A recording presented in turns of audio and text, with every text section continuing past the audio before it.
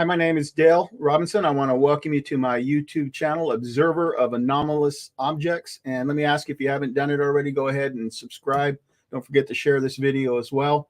I'm really excited today. I'm going to bring on my co-host right now, and this is Rob Heatherly. Many of you know Rob. What some of you may not know is that Rob took part in an investigation. In fact, he's the one that did all of the research into what was going on with Wikipedia and the guerrilla skeptics. He was on the Good Trouble show. He was also on Coast to Coast with George Knapp. And my understanding is they have like about 12 million viewers, or an audience of 12 million. And so I'm very honored to have you as a co-host. I think this is our 6th video, somewhere around there. Last one we did with Mario and Anna, the Nordic Queen, and that was really good. But with no further ado, let me go ahead and bring in our guest today. And this is Marc D'Antonio. And so, Marc, I want to welcome you to the channel as well. Thank you. Really excited that you are with us. It's going to follow a podcast that we did about a month ago where we talked to Darcy Weir, and we talked about his movie Transmedium. And so you're going to kind of give us a different angle of your view of some things, and maybe be able to fill in the gap, because I'm going to ask you some of the same questions I asked him. Not all the same questions, but some of them anyway. Let's go ahead and let's start with this little slide here. Tell us a little bit about yourself. I know that you are an astronomer. And so how did you become an astronomer? What was it that kind of drove you in that direction? Well, you know, if you ask anyone who's into astronomy, they'll tell you they're fascinated with the night sky and all that. But I had a missing time experience when I was 9 years old on a field trip that we went on as a school. I went to this field trip and I lost the whole day. I remember getting off the bus with a bag lunch, and there's so many people who know this story, and I'm sure there's people listening that have heard it.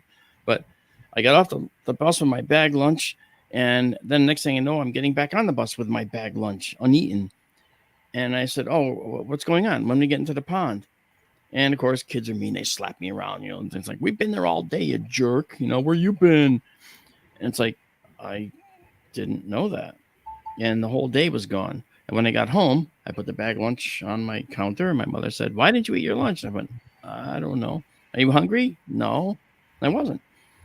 "All right, go out and play, and I'll call you when dinner's ready," kind of thing. So I went out and played, and I'm playing for maybe half hour, an hour in this empty lot next to my house. And all of a sudden, things start to fade out, and I fall down, and I start having convulsions and seizures, and I'm banging my head on the ground really hard. Bang, bang, bang. And I see little ants crawling around. I'm going, "Oh, look, ants." And I'm hitting my head and not even caring that I'm having this medical event. It's like it wasn't me. It was somebody else doing I'm watching kind of thing. And next thing I know, I'm in an ambulance, and I get to the hospital, and the doctor says, "Oh, I see all this stuff in his head. It looks like he hit his head." My mother said, "Yes, apparently he did." And so the hardest part was them pulling all the pebbles out of my forehead with tweezers and rubbing. Oh, it really hurt. I had to cover my eyes, kept spraying in my face. It was really, really painful. That was the worst part. But the doctor said, it looks like he had a concussion, and that's why he's got this lump on the front of his head. Well, no, that's not what happened. I didn't have a lump when I came home from school. I didn't seem to fall. I don't remember that. Maybe I did. I have told them in the past, when asked about it, I said I must have fallen at a dock at the pond. Well, there are no docks at that pond. It's a natural pond. Anyway, it still is answering your question. So what happened was, after that, when I came home, there was something strange that happened to me. I began looking up at the night sky and thinking, something about that. There's something about the night sky. I don't understand it, but I've got to get more in touch with what's going on up there. I've got to know this better.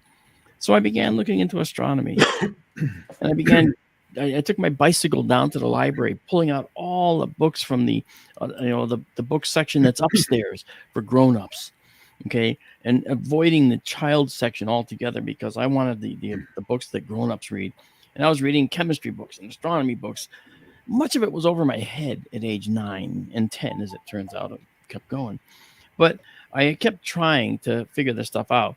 So from that point forward, I knew I was going to be an astronomer. I knew I was going to go to school for that. I knew I was going to get a degree in astronomy. And guess what? This is what we look like. So where'd you go to school at? I went to Wesleyan University in Middletown, Connecticut. I did get accepted at Yale, but I didn't go there because of the fact that I had medical issues with heart, and I was going to Yale New Haven Hospital every 6 months. So every time I would drive into New Haven, I was like, I had agita all the time as a kid. So when I got older, I just couldn't see myself going to that school. And so I opted out. I did go to Wesleyan, and I did some graduate work actually at Rensselaer Polytechnic Institute in a satellite college here for a master's in computer science work. And so I did almost finish that, but I didn't finish that because they stopped paying for it, and I didn't have $900 a course to pay for 2 more courses. Yeah. So I figured I'll just take my astronomy to public outreach, because I know that I can do that. I mean, So let's go back to your missing time for a minute. You have any hypothesis on that? I don't, because it's missing. I've never done a regression hypnotic session of any kind. I don't know anything from that time. I just know that I got to the pond, and then I was leaving the pond. And everything in between from that 10 a.m. to like 2:30 p.m. was gone. Everything. So you were in the exact same spot at one point, and it's like time just disappeared and you were still at that point, or were you in a different location? I don't remember the location, but it was near the bus lot where the buses were loading and unloading. And I remember that. You say you had hypnosis and reverted and didn't remember anything either? No, I didn't have it. I've never had it. Okay. No. Yeah, so I don't know, but that's why I became an astronomer, because from that point on, I knew something was up there. And by the time I was 11, I had already joined MUFON. Okay. Well, we're going to get to that next. Yeah, I know. I was like probably one of the youngest members of MUFON ever. I've been there ever since. They say that's one of the possible signs of alien abduction. Not that we know it is, but is that you have you either have where you don't want to have anything to do with the subject, or where you're really especially looking at the scars and wondering what's out there. Let's go ahead and move on though, and because you brought it up, let's talk about MUFON. Your exact title, if I've got it right, is Chief Photo and Video Analyst. You got MUFON. And so how long have you been with MUFON, and how in the world did you become the Chief Photo and Video Analyst for them? Well, I'm the chief because I have a big mouth, and I'm glad I do, and I'll tell you why. But I've been in it since 1971. Oh wow! So just like 2 years after it started. 2 years after it wasn't even the Mutual UFO Network at that time. It was the Midwest UFO Network. Yeah. So I joined it as the Midwest UFO Network, and the first UFO journal I got was a stapled set of those dittoed pages with the ink that smelled so good when you were a kid. You always smelled the papers, that purple ink. It was like something in it. I don't know what it was, but that was the first MUFON journal I ever got. So that was one of those, all run by Walter Andrus out of his garage and his file boxes. I knew him when he had black hair. Now he's passed on. But so where were you living at the time? At the time, I was in Plainville, Connecticut. A plain little town in Plainville, Connecticut, on Winter Street of all street names. Yeah. Because didn't that start over in either Illinois or Missouri? Isn't that where it started? Yeah, somewhere over there. It was Midwest UFO Network, and I saw an ad for it in that library where I was going to get books all the time. And like, oh, Mrs. Brown, the librarian, said, "Can I have this?" "Sure, Mr. Markey." That's what they called me. So I took it, and I asked my mom if she would get me into this MUFON thing. And she said, "What's that all about?" Or something like that. And I told her, "Well, it's for like UFO stuff." And she goes, "Oh, all right. Why not?" And so she got me into it. And I got my first identified card, which said I was a field investigator. Okay. My next question. Is that how you got to be the Chief Photo and Video Analysis? Because I just between you and me, I've been with them for a couple of years now. So you've got a few years on me. But my original intention was to become a field investigator, and I even bought the book and I read the whole book. But after You reading think it, about I that? just realized I didn't have the time to commit to it that it would take, and you Yeah, know. that's all right. That's But I'm hoping okay. maybe when I retire, I can become a part of the organization. But so Yeah. you became a field investigator first, and then you eventually developed into the cheap photo and Oh yeah. cheap photo. And I was a field investigator in 1971. Okay. wow, Yeah. that's And quick. that's Walt Andrus said I was. Now he sent me instructions on what to do and how to analyze stuff. Back then in 1970s technology, the most you could do was talk to people, take Mhm. photos with your Instamatic camera or whatever, and that was about it. There was really no lab follow-ups, no lab like we have now. We have a materials lab now. We have analysis capability that's par excellence. It's not just me as the photo and video analyst. There's a team we have now. We have a photo analysis team, the PAT, photo analysis team, and so we look at everything en masse now. And I'll tell them what I think it is. They'll say what they think it is. And I have no pride. If they're right and I'm wrong, I'm okay with that. I'm fine with that. You know, it's just that I've been exposed to so many things that it's hard, because I know that some of the things I'm looking at are obviously, for instance, birds that are captured at an extraordinary moment, the ordinary captured in an extraordinary way. And that's what we usually get. Okay, 99%. Okay. And so it's hard when I see it's just a bird and I've got other team members that are doing their analysis. Do I just tell them it's a bird, or do I let them go through the process? So I let them go through the process and say what they're going to say. I render an opinion, of course, but I let them go through their process. And to my heart's amazing content, I've seen that many times they actually agree that this is a bird, this is an insect. And then I'll take it a step further. Well, based on the fact that you can see the wing beats of this insect, Mm-hmm. and we know the time of year and where this was taken, we can actually tell you what kind of insect it was. Mhm. Because every insect has it's like a fingerprint, a different wing beat pattern, a different wing beat frequency. Rhythm. Knowing the length of the exposure and the number of wing beats, we can calculate beats per minute. And from there, we can go look up different insects that have different wing beats and narrow it down to a small subset. And usually they're beetles in many cases. Okay. And so we'll be able to capture data that's even deeper. And so once you do that, you see you're passing this level where it's an opinion. Now it's more of an established fact, an established hypothesis that's been proven that this was an insect, this is a bug. And whatever, it's a deep funnel of analysis. And in that funnel, the data is subjected to a horrendous number of tests. And whatever comes out of the bottom, it's a true unknown. If it doesn't come out, it was a known. Whatever comes out the bottom, though, is an unknown. And the number is very, very small. And it's not because they're not here. I think it's directly because of the technology they use, which I'll be lecturing about that as well. It's one of the talks I do that people seem to like very much, because it ties it all together. How can creatures from so far away be here? Why would they even find us? I tell you exactly why they can find us very easily.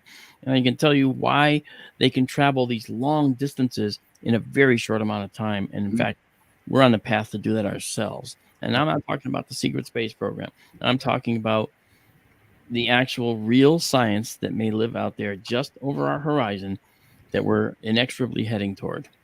Wow. Well, maybe if you're not saving it for I can talk about it. contact in the desert, maybe we can hit that when we get to exoplanets. Sure. And if you don't mind sharing some of that, because I'd like to hear it myself. Yeah. I think the thing you just described, and it's so important, and I think it's one of the reasons that MUFON is growing, is we're talking about credibility. Right. If everything's a UFO, then nothing is a UFO. That's right. And so the other thing I really like about you, Mark, I think that separates you from a lot of other scientists, is you start off with the supposition, can it be? Can it be? Yeah. You start off with, can it be? And then you go to investigate to see if it is. And then you're honest enough if it isn't, like you said, with the bugs and stuff like that. then you say it's not. Here's the problem with a lot of scientists. Yeah, that's exactly right. Yeah, they start off with the premise that it can't be, and then they work out from that it can't be, and they go on to try to prove it can't be instead of questioning whether it can be. You know, and even some people that aren't scientists, like Mick West, he seems to start off the premise that it can't be, and I'm going to show you why it can't be. Yeah, and so that's one of the things I appreciate about you. They tend to find all the reasons to prove their premise. I've been fighting the arrogance in science for decades, okay? Right. And I think that it's very important to understand that as a science person, you have to be open to other science facts you may not know. And I've said this before, and it's just something that some people bristle at, you know, they don't like. But the bottom line is today's paranormal experiences could be tomorrow's science experiments, okay? And tomorrow's science established. And when it comes to the mode of travel of UFOs, I feel, as well as other physicists and other people, including my friend Bob Schroeder, who wrote a book, Solving the UFO Enigma, I'm on board with everything he said. He might be a good person for you to talk to. You know, he's a really good guy, and he's the guy that originated the theory that I'm all over the country talking about now. And the book is very dense. You can't get through it as a layperson because he deals with Maxwell's equations, and he talks about second differential analysis, all that stuff, things that no one's going to understand. So what I do is I take the book, understand it, and then I digest it into things that everybody can understand, because that's how it starts.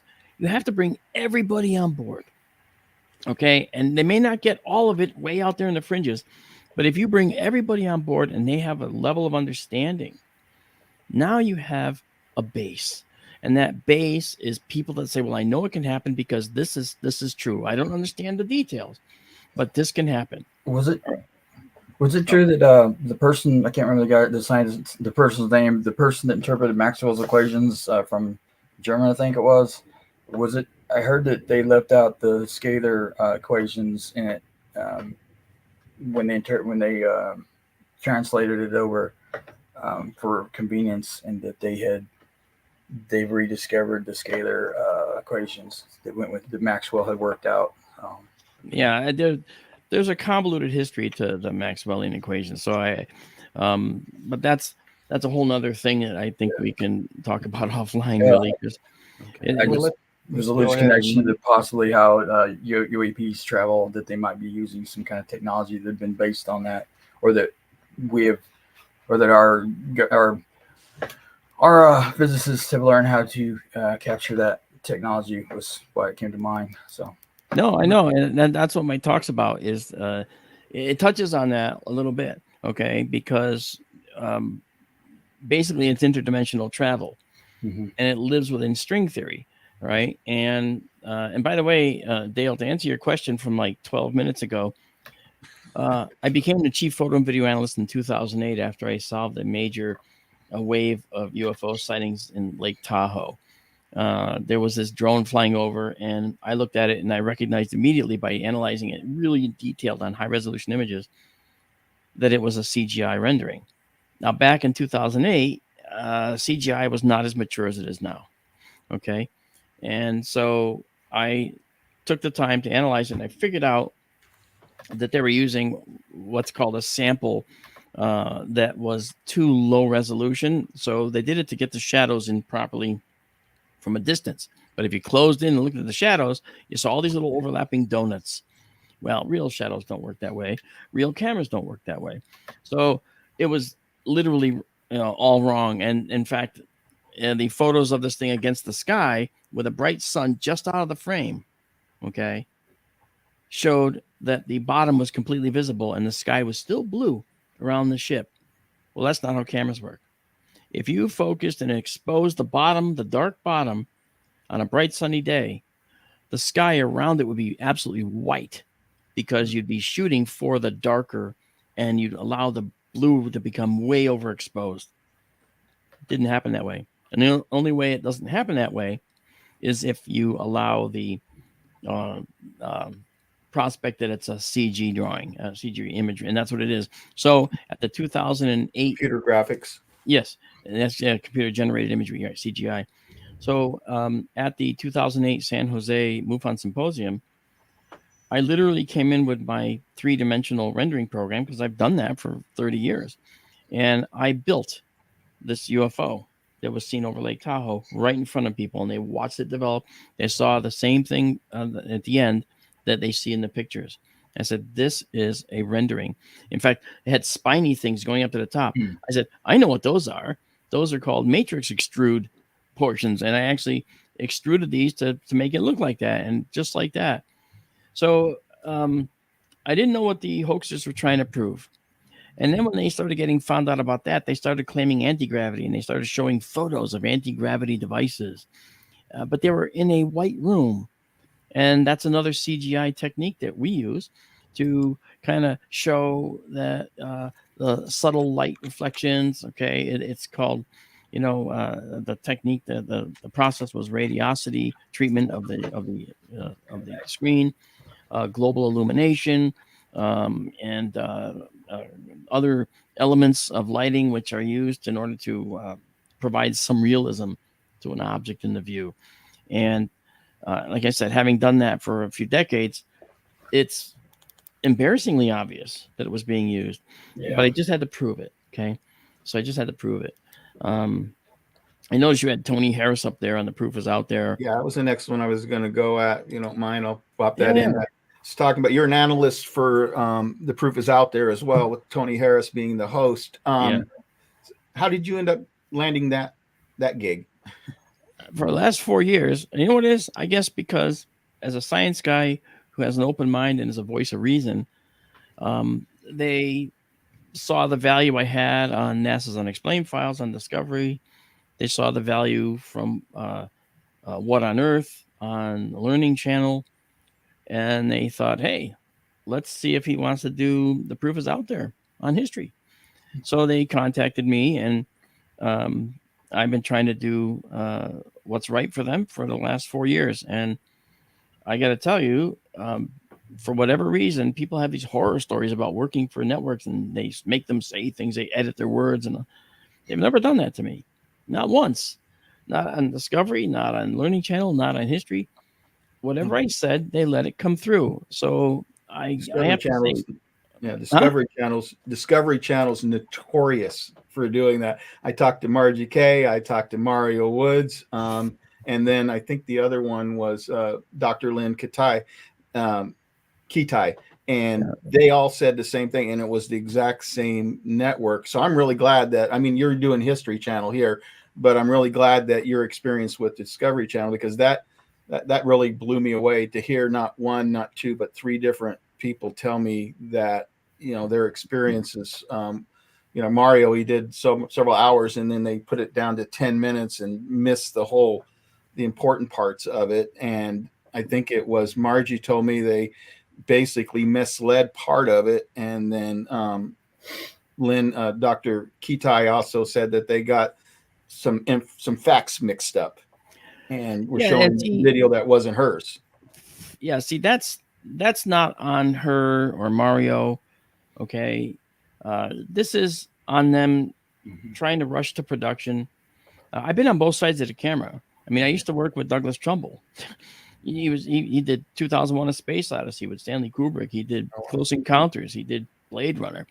Okay, Andromeda Strain was his entire movie. He did all of that, and so I got to work with Doug for a decade, and he passed away a couple of years ago.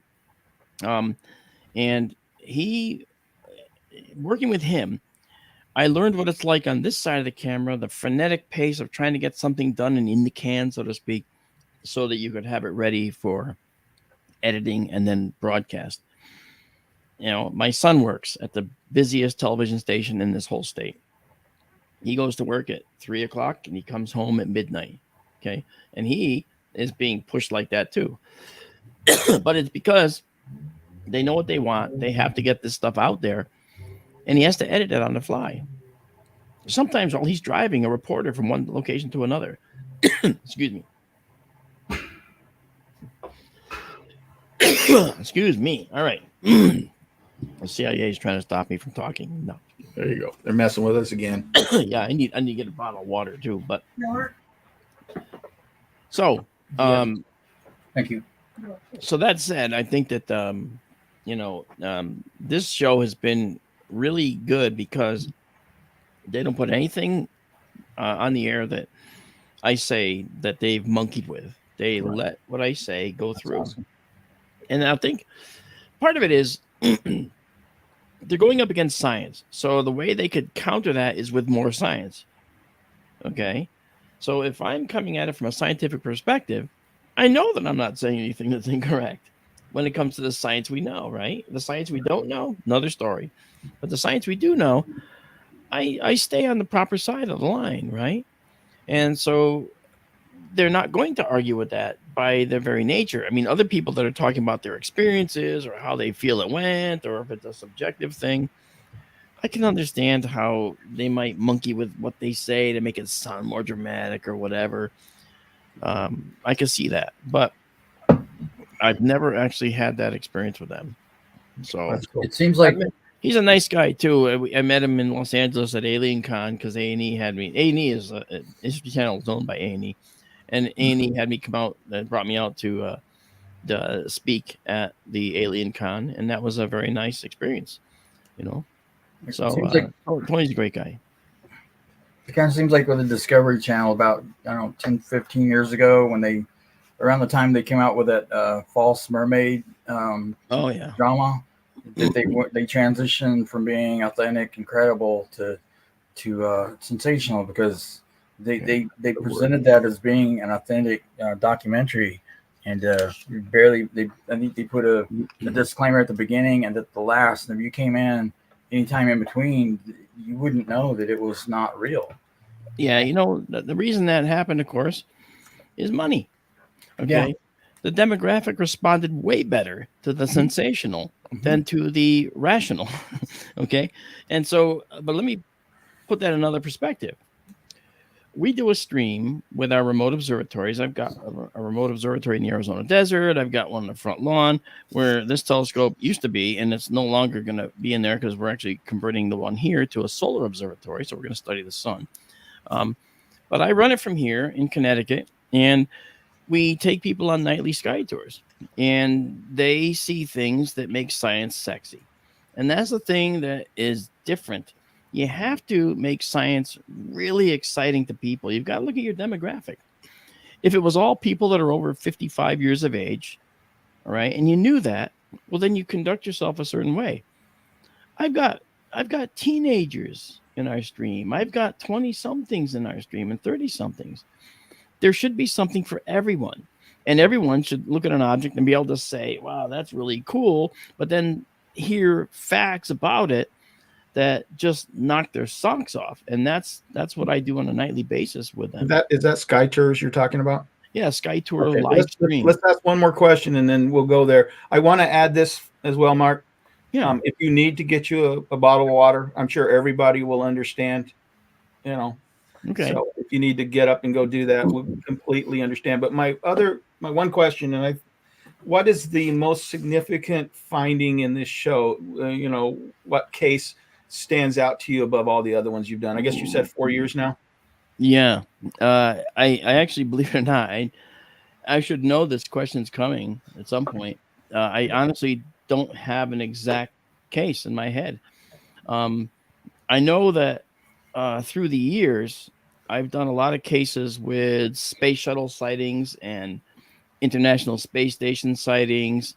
And some of them look really intriguing, but the explanation is not too palatable to a lot of people. And the explanation, I think, is correct. So, for instance, there was one where they saw this large rectilinear object moving by the space station. Whoa, what's that? Okay. Turned out that was a reflection, crossing the window from the solar panels. And you couldn't see the solar panels. They were out there. But the reflection was crossing the screen as the ISS was orbiting the Earth. Okay.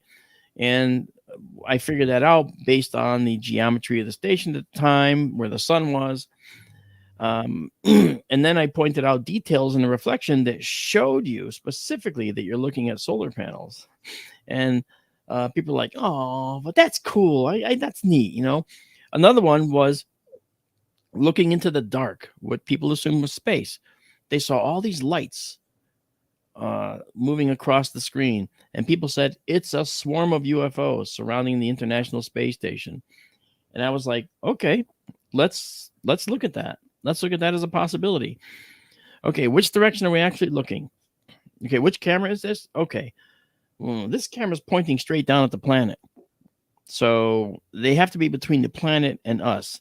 Let's look at the rate of movement and see if it's consistent with the 17,500 miles an hour, 252 miles up that the space station is.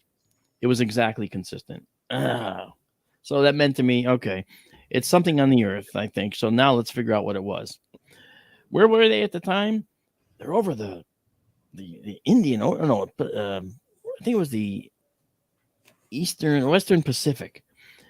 And I'm looking and I'm saying, they're over the Western Pacific. What's all that?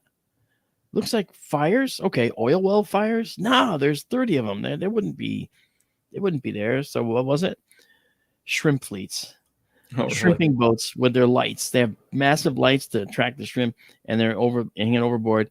And there were shrimp fleets as seen from space. I mean, but that's cool. That's really cool to figure that out. I was like, wow, that's neat, you know? And it looks like a glow because the light is spreading into the water, right? And so from space, 252 miles away, you see this little spot with a little haze around it. And then a bunch of them, you know, so it's pretty cool. Well, not as sexy as a UFO, but it's the truth. You know what? UFOs are here. I believe that. Yeah. That's what I'm saying. That's what I like about you is unlike some of the other things that were some of the other people that are out there, it's like there's no balance. They're either 100% this way or they're 100% that way. And so that's what I like and appreciate about you is, like I said before, you start off with an open mind. And, and I think in some ways, deep inside, you want it to be true, but you're not going to make it true if it's not true. No, because that, you know why? And there's a very serious reason why not. Because if I do that, if I just say that it's true, knowing it's not, I'm doing an incredibly bad disservice to everyone who follows everything I say. Right. You're also okay.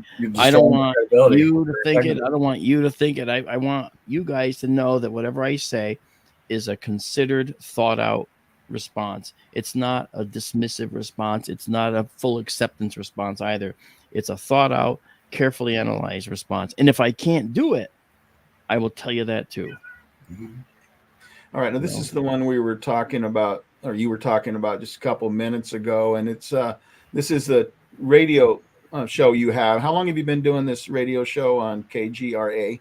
Oh yeah, this has been going on 5 years now. Sky Tour Radio, and then we have the companion stream, Sky Tour Live Stream. Yeah. And Sky Tour Radio is an astronomy-only show. We talk about astronomy. That photo was taken when I was doing a talk in Phoenix. I was in the middle of a point, and they snapped that picture, and then KGRA said, hey, we'll put that up. It's like, oh, gosh, it looks like I'm doing some mystical crap. But, it's okay. Hail. Yeah, right. Yeah, all hail. I'm hailing somebody. I'm hailing Saturn's rings. But it's kind of interesting. So there we talk about astronomy. We talk about the latest events. We talk about the observatory and what we do in the observatory. We have a total of 3 observatories right now that are planned. We have one that's functional. We have a second one we've broken ground on 150 miles southeast of this one in Arizona. We have one out in the western Sonoran Desert in Arizona. This one's going to be in Benson, Arizona. If you've never heard of Benson, Arizona, you got to watch the movie Dark Star by Roger Corman, where they play that song. That's the song the crew plays at the beginning. It's the theme song. Benson, Arizona, warm wind through my hair, etc. So anyway, the sky there is actually 0.01 darker, and the unit is a long unit, but 0.01 darker than where we are now. So it's not a whole lot darker. It's going to look the same to almost everything we have. But and these are remote buildings, remote observatories. So we have the telescope sitting in there. And then we have a building that the roof comes off, like the current one we have. The roof slides right off. We pull the roof off from here. I wrote a program with a microcontroller to actually do the functional power handling stuff, like move the roof off, turn the telescope on and off, put the cover on, take it off, do some tweaks. So there's all kinds of things. And then we have an all sky camera, which is running even as we speak, and this all sky camera is running day and night. And we get, at the end of the day, we get star trails. By the following morning, we get time-lapse video of the whole previous day and night. And we see meteors and satellites and the auroras. Actually, on my Facebook page, under Marc D'Antonio's Facebook or Sky Tour live stream on Facebook, you can see that in Wickenburg, Arizona, which is the closest city to where we are, okay, we're west of that out into the desert. So there's nothing major out there. Okay. So we would drive to Wickenburg, for instance, to go to the grocery store. But from that location, there were auroras visible the other night. I mean, the whole United States could see them. It was an outstandingly powerful event, not nearly as powerful as the Carrington event of 1859, but close. It was like a G4 rated event. Carrington was a G5, so a little bit more strong. Okay, but the point is, the time lapse the following morning showed the auroras. I was like, wow. So I put together a little video and I put it up on the Facebook page. And you can actually watch the night go by and see the auroras coming in and streaming through. And I describe what they are. Really, really beautiful. And then here in Connecticut, they were extraordinarily bright. And I had a bunch of people here. We're looking. And I have video that I'll publish. I haven't published yet, which shows. And you can hear everybody yelling, oh, my God, look at that. As I sit there and describe, yeah, that's an oxygen aurora. And they're just saying, look at that, look at that. That's a nitrogen aurora. Who cares? It's up there. Mm-hmm. It's really funny. So it's just a great way to get people motivated to study astronomy and take them out, and the live streams are pretty amazing. Let's go ahead and I'm sorry, go ahead. No, I'll just say one more thing. At Contact this year, in all 3 of my lectures that I'm doing, I think I might have mentioned to you, I'm giving away telescope equipment. In 2 of the lectures, we're giving away an entire telescope system by Celestron. And in one of them, we're giving away binoculars by Celestron. That's something that I don't believe has happened there before. And this is the 10th anniversary of Contact in the Desert. I spoke there last year for the first time, and Ron Jenks, great guy, he asked if I'd come back and speak again. I said, sure. And so they're having me come back, and it's really kind of nice. I'll be doing a sky watch with Ben Hansen on one night, and for the first time in Contact history, we're gonna pile people into 2 big tour buses, and I'll be in one, Ben will be in another, and we'll go out to a dark sky site where we're gonna undertake a sky watch for the evening with everybody.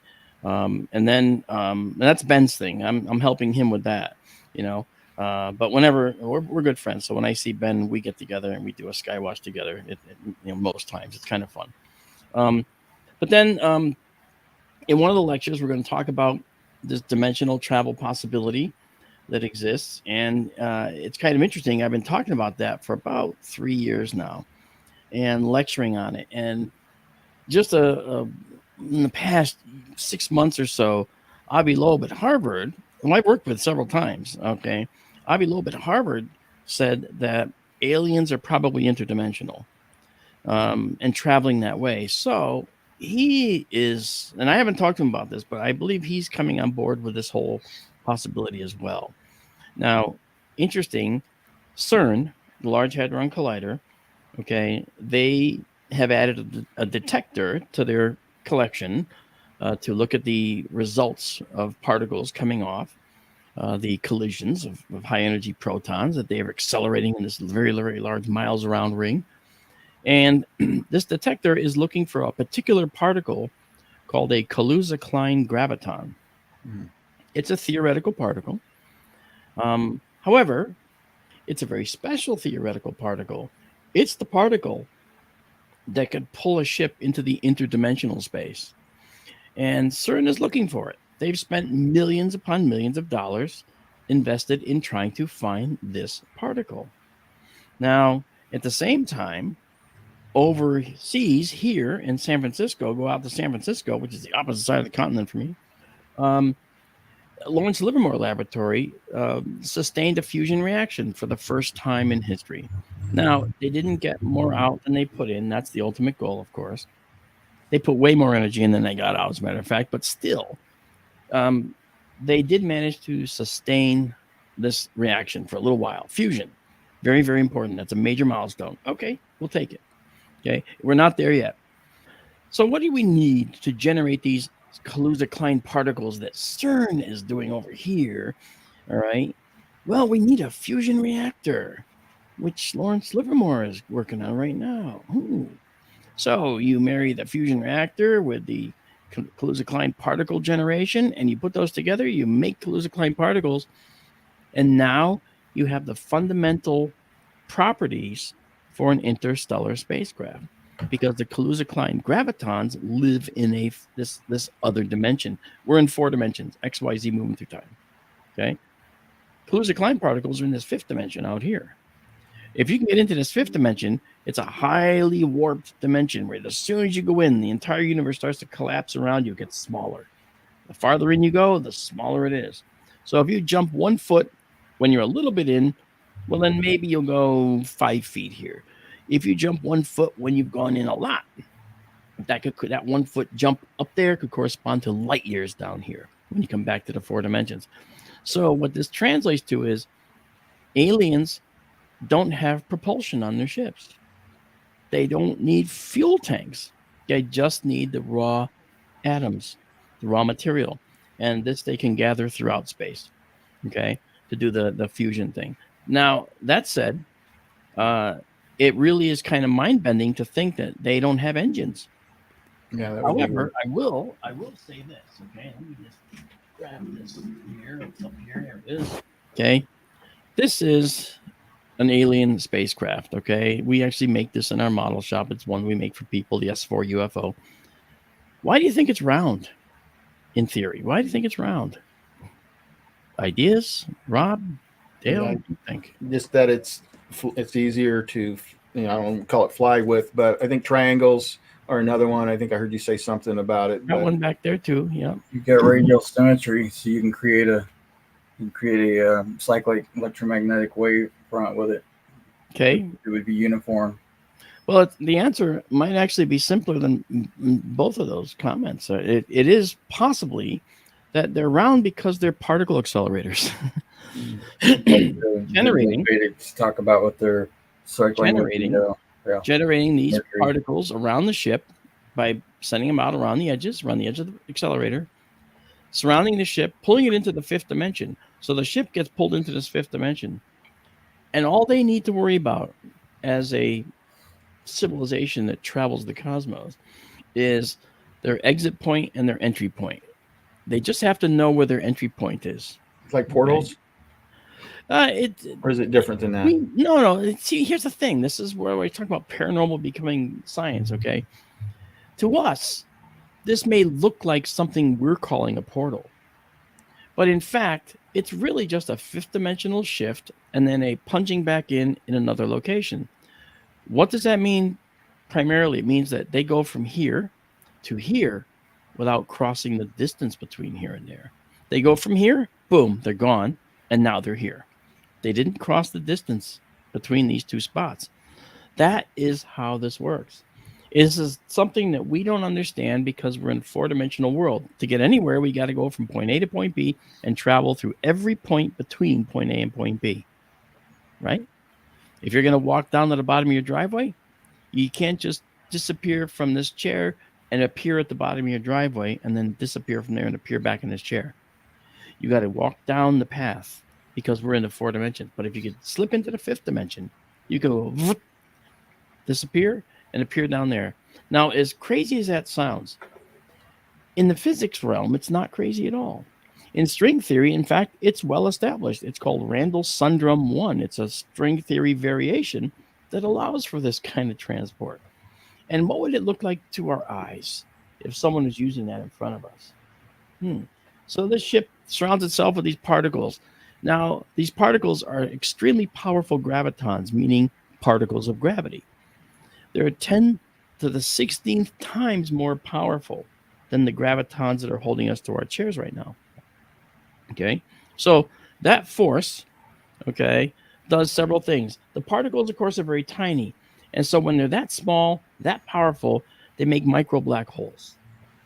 So the ship effectively is surrounded by this mixture of gravitons and micro black holes. So to your eyes watching this, you're going to see this ship appear to shimmer. Okay, it may not look like it's fully intact. It may do weird things, and then suddenly it may vanish and then reappear over here. Okay, and it may seem to change colors. All right, it may bounce around in the sky, like I said, or it may just vanish altogether. Well, guess what? Every one of those observations has been made about countless UFO observations. Now, as Avi Loeb has said about Oumuamua, yes, it could be an interstellar asteroid that's just a strange pancake shape like we see, or we cannot discount the possibility that it's an alien probe. So in the same way that these effects could be explained through atmospheric scintillation, which we know changes the color of objects, or something fading in and out of your vision because it's getting a little too far and then too close, okay, it could just be fading from your vision, appearing here, appearing there, appearing there. That's the autokinetic effect, maybe because your eyes can't fixate on one spot in the blank sky. That's well known. Stanford Eye Institute and the Eye Institute itself have done research studies to show that. So clearly, that kind of process, all right, could be explained as ordinary, explanations. However, we also can't discount the fact that added together, the roundness as particle accelerators, creating this aura of particles that pulls them out and then pulls them back in, everything that's observed, we can't deny the fact or the possibility that it's because they're using Kaluza-Klein gravitons to do this. So we just can't deny it. We can't say it's doing it, but we can't deny it. Isn't that exciting? That's what makes science exciting, is that we might be on the precipice of knowing how these freaking things actually work. And because we're studying those very particles now at CERN and at Lawrence Livermore, okay, through fusion, this means that maybe the human race is on that precipice to joining the galactic club. Well, my question is, as you talk about this technology, I can see how interdimensional and all that, because that was kind of a wall for a lot of people in accepting not that aliens exist or extraterrestrials are out there. The argument's always been, how can they get here? And so I understand how interdimensional would help aid in explaining, because I've said it before, Mark, there's just too many witnesses, there's too much testimony. I know science doesn't like anecdotal evidence, but when you have enough of it, and then the fact that it's called anecdotal evidence, it means something and stuff. So my question for you is, that explains how they get here, but isn't there also an evolution within some of these species? Because there's multiple species that have been described. I'm assuming they're not all at the same levels. And so, and like I said, my friend, he saw a UFO in 1969 when he was training to go to Vietnam, or 68. And the thing hovered over a town, and then it started moving slowly away. And then all of a sudden it just shot off and stuff. So I'm trying to figure out, how does that match with what you're describing, or is that just a different technology? Okay, well, first of all, you have to understand that an alien species of any kind, anywhere in the galaxy or the universe, will go through several functional technology transitions. Right. They're going to go through utilizing all the resources on their planet. They're going to go through learning how to conserve those and use resources from off planet, like asteroids or from their star. Okay. They're going to have a nuclear era where they're going to go through using nuclear particles to generate energy, like we do in the fission reactor, because that's a consequence of atomic interaction that is universe wide. It's not just restricted to here, it's everywhere.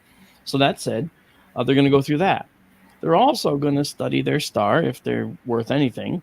And if they can get the fission, they're going to get the fusion eventually. And they're going to recognize that fusion is cleaner than fission. Fission destroys things. You can't go back to that land where they buried the nuclear waste. No. Okay. Because you'll end up with 4 eyes. Okay. And not just glasses. So the bottom line is that they're going to go through all those phases. And once they get to the fusion era, then they're going to have probably studied quantum interactions. And they're going to eventually realize that, hey, we can put a particle accelerator in a ship and generate particles. And gee, there's a way of thinking about the universe where we look at the energy, okay, within the vibrations of particles rather than the particles themselves, and we'll call those strings. And maybe we can use that to find our way out in the universe. And sooner or later, they're going to. It's a consequence of continued development. It's not going to be something that they might chance upon. They're going to pass this mile. It's like a hurdle race. Every hurdle is at a specific location and a specific distance. Well, so is fission. So is fusion. So is fifth dimensional travel. So is anything like that. And every single civilization, if they have a scientific bent to them, they're going to encounter this. They're going to move through that era. So if they're 1,000 years ahead of us, they would have found it already. If they're 1,000,000 years ahead of us, well, it goes without saying. They found it and maybe something different. But keep in mind, why here, right? I get that question a lot. Why here, Dale? Why are they here? You know, they're here because they like Rob's hat. All right. I don't know. For sure. Yeah. Yeah, that's a cool hat. No, but they're probably here because of one very important reason. And this is where you're going to find out that I'm a bigot. I'm a carbon bigot. Okay.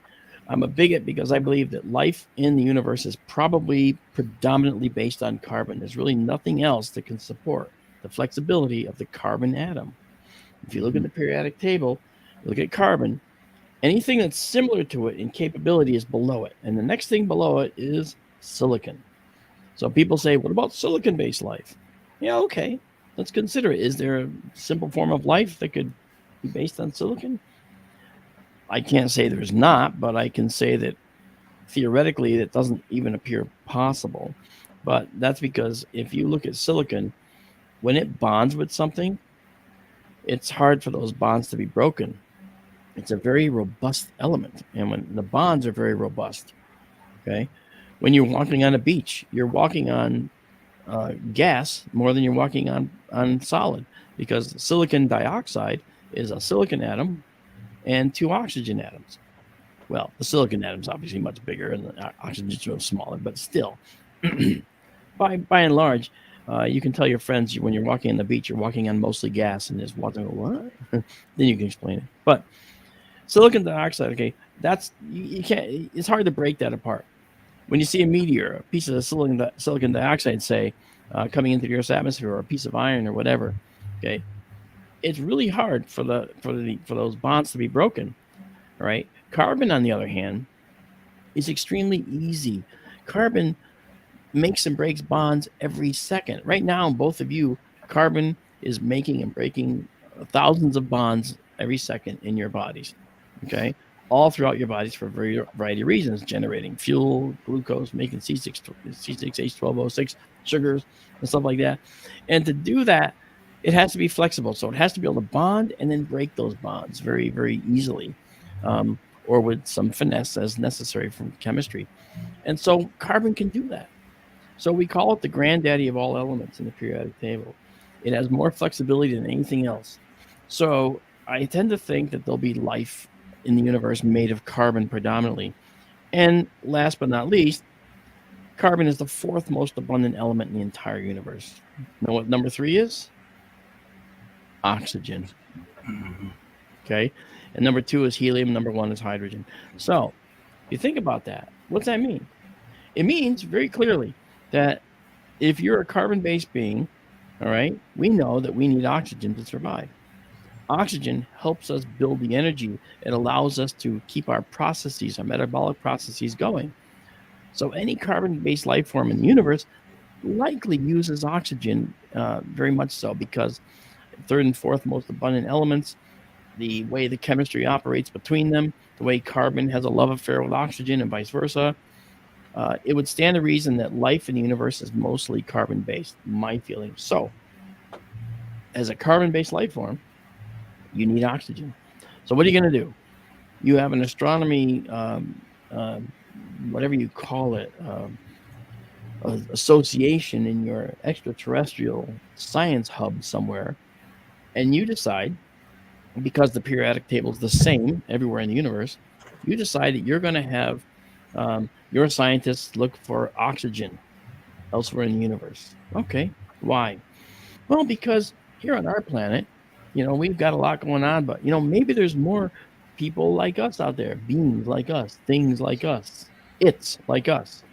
Okay, and so we're going to look for oxygen in the atmosphere of another planet, and if we find some, well, if it's in enough abundance, we'll know that it's probably life generating that oxygen, because that's where oxygen comes from predominantly on our planet, is from life, plankton. Plankton farts are the reason you're here. Well, and the liquid water that's required for the atmosphere. That's the habitable zone concept as well. Yeah. That's right. Yeah. So the bottom line is that if you are looking for oxygen in an atmosphere, then most likely you have identified a very, very potential site for life, carbon-based life. And let me tell you, we have been pumping out oxygen in our atmosphere for over 2 billion years. That's when it started building. Now, Stephen Hawking, I've said this many times, has said, oh, let's keep our heads down. Let's not, let's just like peek over the edge. Don't let them see us. Don't let them see us. We're just right here. Hello. Okay. That's true. Right. Dark forest. Yeah. However, the bottom line is that we've been visible to the universe for over 2 billion years. That means 2 billion light years. This energy's gone out. So anywhere within a radius of 2 billion light years, some alien somewhere would have captured this and said, hey, there's oxygen on that planet. How would they see it? Well, they're going to go through a space exploration phase if they're anything like us. They're not going to look like us or be like us or see like us, but they might still be scientifically minded, because every creature on Earth has a characteristic that's imbued within them called curiosity. Every creature. So maybe that's a universal tenet, a universal template. I don't know. But if they're going to look for other creatures like themselves, they're going to look for oxygen in an atmosphere, won't they? And if they do that, like our James Webb Space Telescope is even doing right now, it can't see oxygen directly, but it can see collisions between oxygen molecules, which is an infrared signature, the thing it's looking for. It'll be true that an alien race is going to look for oxygen. And if they find it, they're going to say, hey, let's go there. And you know what? We can do that because we have these cool ships with particle accelerators, and we can just pop in and out until we get there. From here to Alpha Centauri is a 20-minute ride using this technology. A Stanford professor calculated that. I don't know how true. I've never done a calculation, but I think that it's interesting to think about that. So, for all my blathering on here, I hope that it gives you a good feel for the fact that we're very visible to alien races. We're probably a common thread where we actually have commonality with our carbon atoms. We have a planet in the habitable zone, as Rob mentioned. Okay, so we have liquid water on our surface, and we know life needs liquid water to be produced. So we have all the ingredients, and you'll be able to see this from a very, very long distance away. Thousands of light years away, you'd be able to easily detect oxygen in our atmosphere. The James Webb is doing it now with other planets. Well, let's move on and talk about how they're interacting. At least let's go to the latest. I don't know if this is the latest, but I'm assuming this may be the latest documentary that you've been involved with. It is. Darcy was on about a month ago, and really enjoyed having him on as well. So why don't you take us through a little bit about how you ended up on this Navy ship? Are you a Navy contractor? Is that a good title for you or not? Yeah. I was. In fact, I have 4 more models to build right now of a newest Columbia class submarine. And yeah, I've been doing that since I started my model company, FX Models, back in the early 90s. I want to give a decades ago. I want to give a quick shout out to Darcy as well. And Darcy wears great. Yeah, I posted this on X. Is he's one of our own, and I'm just going to ask everyone to go ahead and rent this or buy this movie to help support those who are trying to bring awareness to the subject, and that's one of the ways that we can do it. So why don't you tell us a little bit about the fact you were on a Navy sub. You said yourself that you weren't a sailor, and so I'm assuming that there has to be some connection between what you do and what got you on that ship. There is a connection, and we got to leave it at that. But I'll tell you this, because I've done a lot of special projects for the Navy over the past decades. Okay, but I will say this: I've when I was on the boat, they're called boats. The ships are the things that are the targets. But on the boat, we left early morning. I was on one trip. Was that the only time you've ever been on a submarine? Yeah, it was the best time I ever had being seasick. I can tell you that. That's what I was going to go after you for. Yeah, every sailor has gotten seasick on the at least surface. once. It's a cylinder going like this on the surface for hours and hours and hours. When you go under, it feels like you feel now. You might feel a vibration in your feet as you go through some waters of different temperature, maybe. But until that point, you're rocking and rolling. So I got sick as a dog because there's no windows. Okay. So I went to the kid that passed as a doctor on board. He was younger than me. And I got this thing called a patch. He put this thing on my neck. I'd never seen it before. And I was like, what are you doing with that? He goes, oh, it's a medicated thing. It's going to help take away your seasick. And by golly, it did. Well, it turns out the scopolamine patch was something that the Navy tested long before it was made publicly available. So that's why they had it. Kind of interesting. So I got that for the first time. I knew what that was. So I decided to get my stomach back by sitting next to one of the four. Well, there were 4 sonar stations, and the first one was being run. The second one was empty. So I sat there, asked if I could sit there, and the kid running the sonar to my right said, sure. Okay.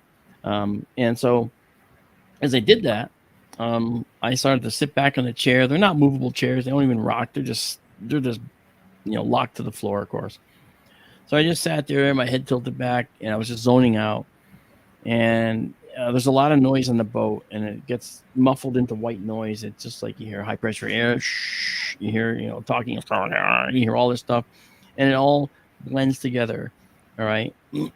And when I sat there, I'm just drifting off to sleep. Sitting there. I mean, it's hours and hours of nothing on a boat like that. At least it seemed that way.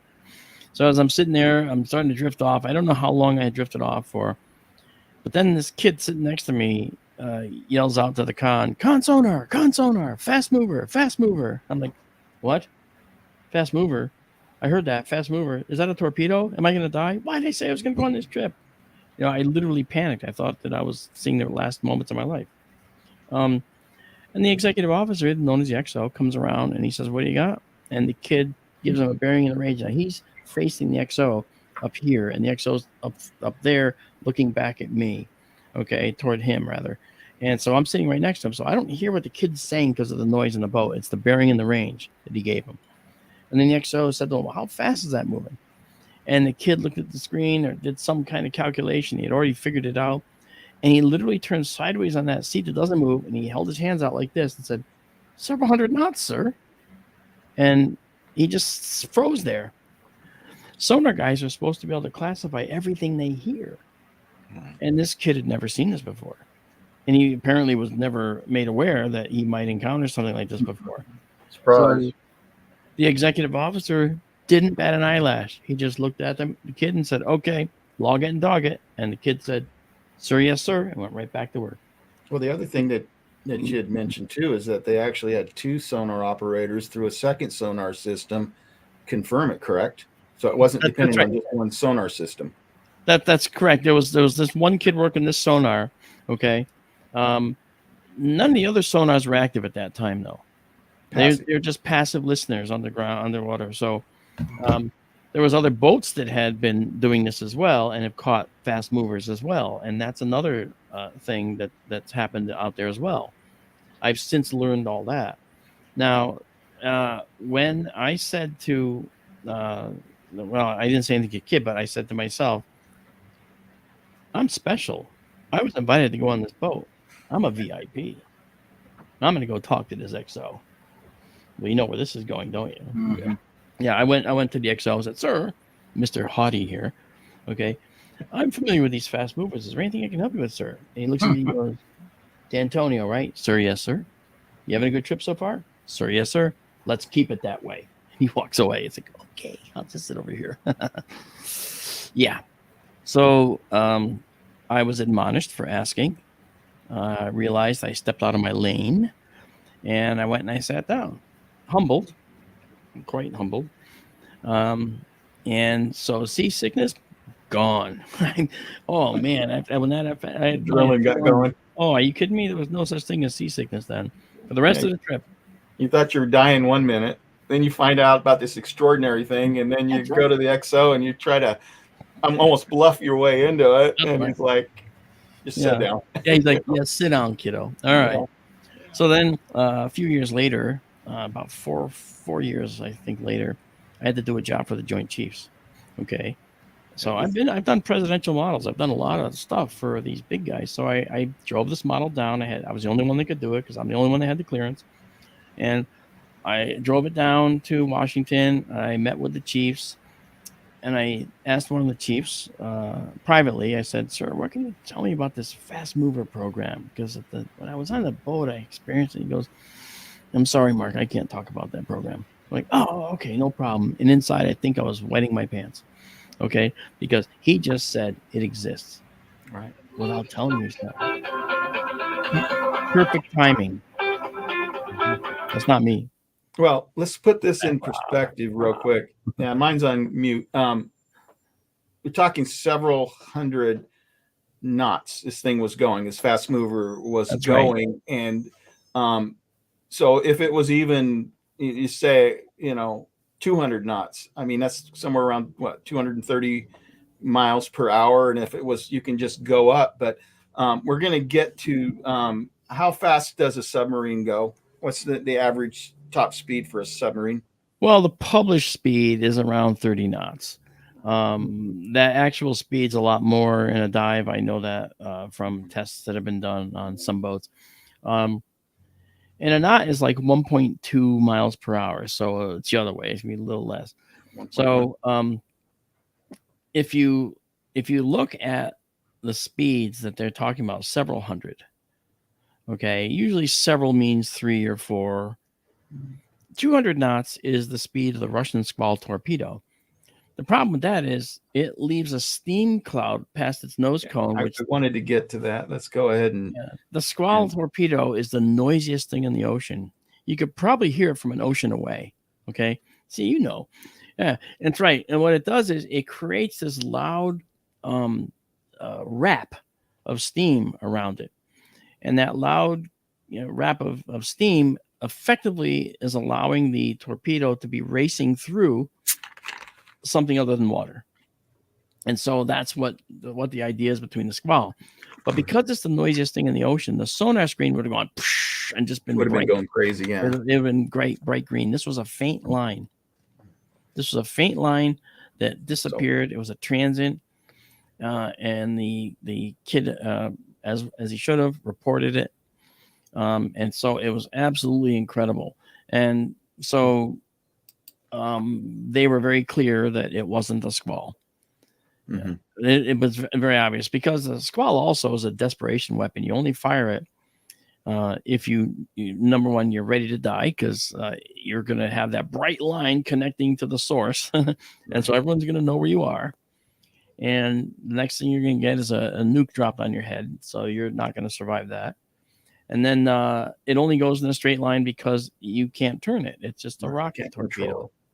Yeah, but there's something in the tip of that, right? That's helping create that like a gas or a mist. That's where it's actually coming from. It's got a jet engine on the back, correct? Yep. And it's expelling this material through which the torpedo travels. It's like a train laying its own tracks. And let's compare that. That's about, what do you say, about 200 knots roughly? Yeah. Okay. Let's compare that to a regular torpedo. How fast does a regular torpedo go? They could go anywhere between 40 and 50 knots, maybe even a little higher.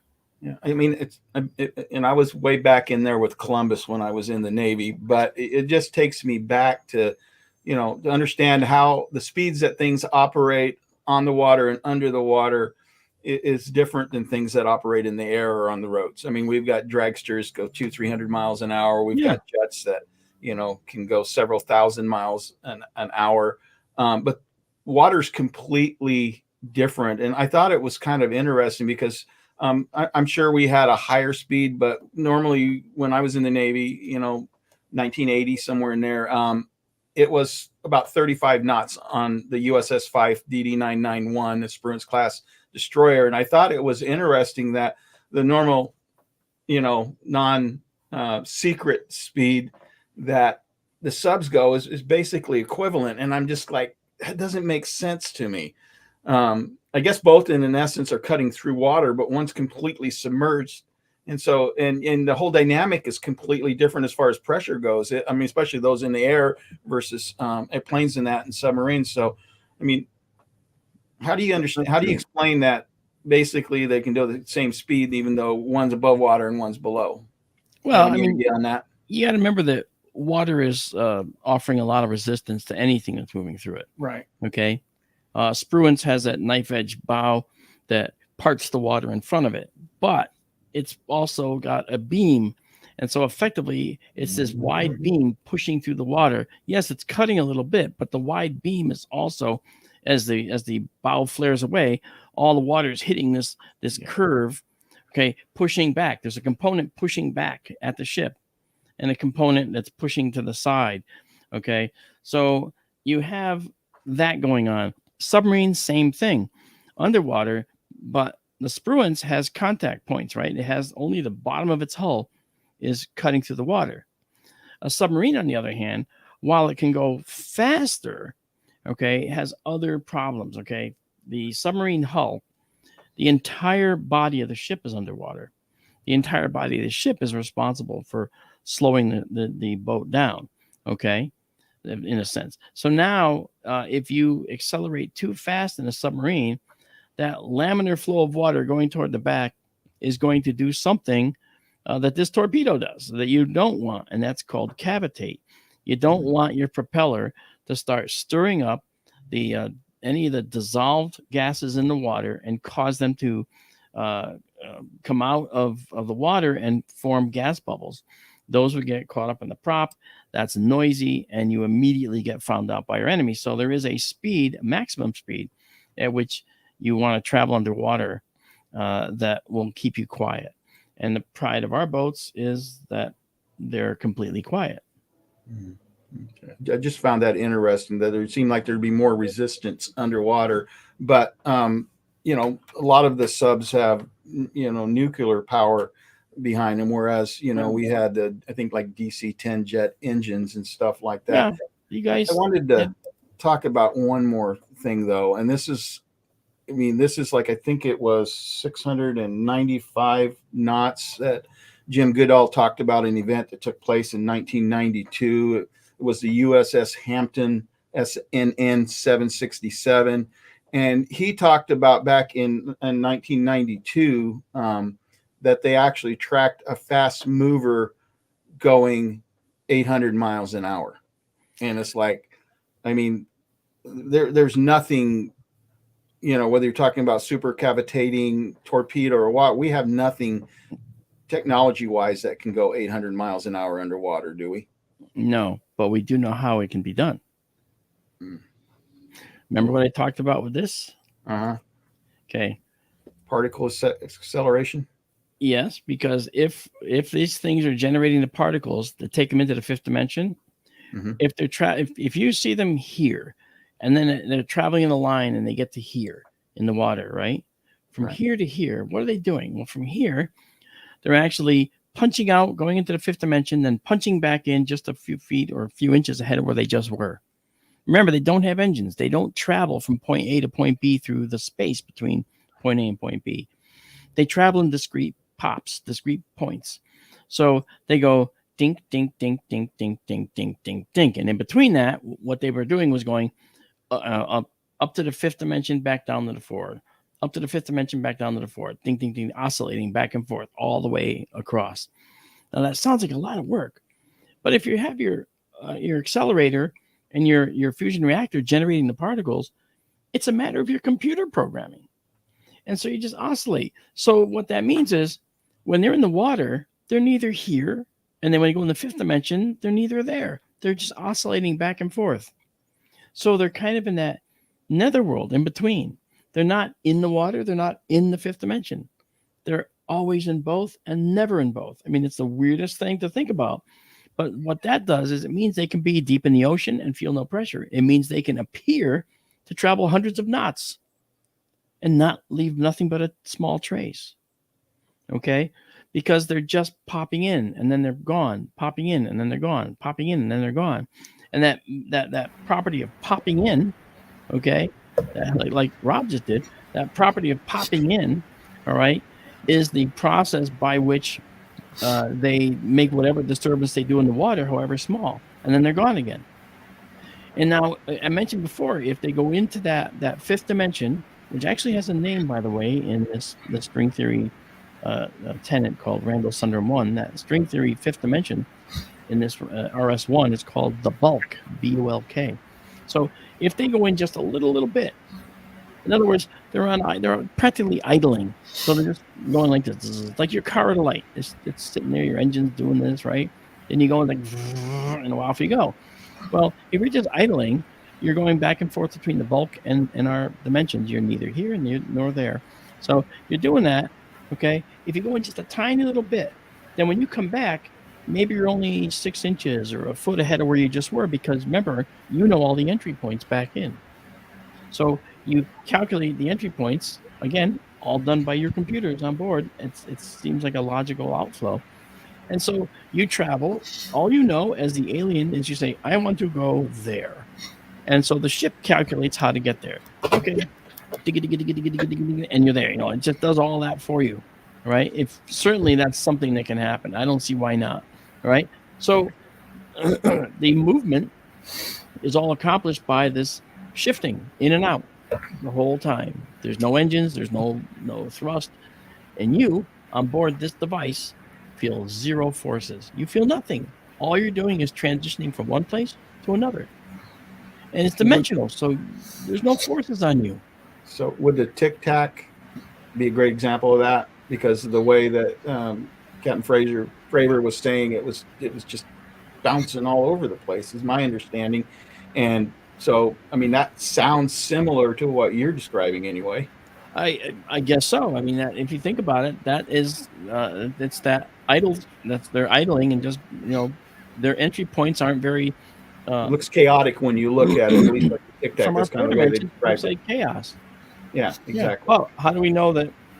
That's because they were jumping around the 4 dimensions to avoid certain things like dense air or birds or other things. I mean, to us, that looks maddening, okay? But to them, that's just their AI working to keep them safe as they're oscillating back and forth between the fifth dimension and ours. It really makes the most sense. It's the only way they can be here.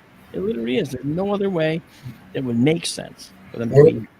What about being able to pass through solid objects and things, like when they go transmedium from, say, the atmosphere into the ocean, and if they, like with hypothetically with abductions, where they talk about how they pull people through walls, or like with Mario, they did the truck and all. Possibly. It would almost seem like their atoms were able to pass through, like it became an entire like a Bose-Einstein condensate, where they can keep their structural integrity, but they're able to pass through other solid objects and still stay intact. Well, if you think about it, if they enclose you in this oscillating envelope, okay, then whatever that oscillating envelope does with their ship, it'll do to you as well. Yeah. And if they have a localized version of that, all right, then sure, they can take you through a window, I would think, because they're not really here, not really there. Remember, they go in stages, they go in pieces, so they don't go from A to B, but following the path from A to B, Right. They go from A to B. Okay, so if A is this side of the window and B is this side of the window, they just go ding, ding, ding, ding, and now they're there. You think you passed through a window because now you're here Right. when you were just on this side of the window. Basically, But you talking didn't about like a warp. actually, you Right. didn't actually go through the window. You didn't mix your atoms with the window atoms. So the point being that when you have a wall, it's that kind of thing. Now with water, it may be a little different because water is a denser medium than air, but it's still a medium nonetheless that we can swim in, they can swim in, so to speak.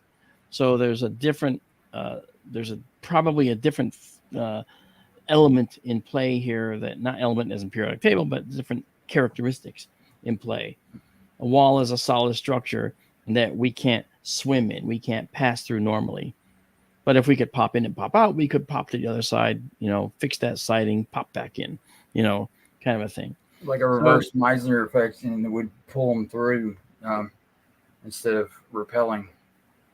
Well, I mean, I don't think it's repelling at all. Actually, I think I'm saying instead of repelling, if you had the Meissner effect, where it's push like a superconductor, where it's pushing out the electromagnetic field.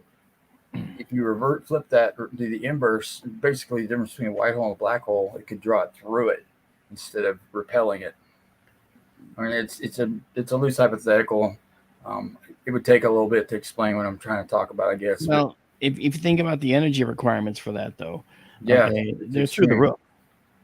They're through the roof. And for this process, we just need a fusion reactor. Yeah. And I say just, we've been after fusion for a long time, but guess what? The milestones we've been reaching over time, it took 64 years to go from Wright brothers to the moon. Okay. Yeah. All right. Well, if it takes 100 years to go from fission to fusion, we're right on track. Maybe a little ahead of the game. Let me step back for a minute. I have one question for you that I asked Darcy, and that is, you talked about fast movers and you confirmed it was a program. Yes. That visit you were talking about. Yep. But there's also another term that sailors are using for these things, and that term is jellyfish. So can you explain the difference between jellyfish and fast movers? Yeah, certainly. It's real easy. There's no other bucket that it fits in, so we just call them jellyfish. That's what one submariner told me. Okay. And he was very matter of fact about it. He goes, on our boat, we call them jellyfish.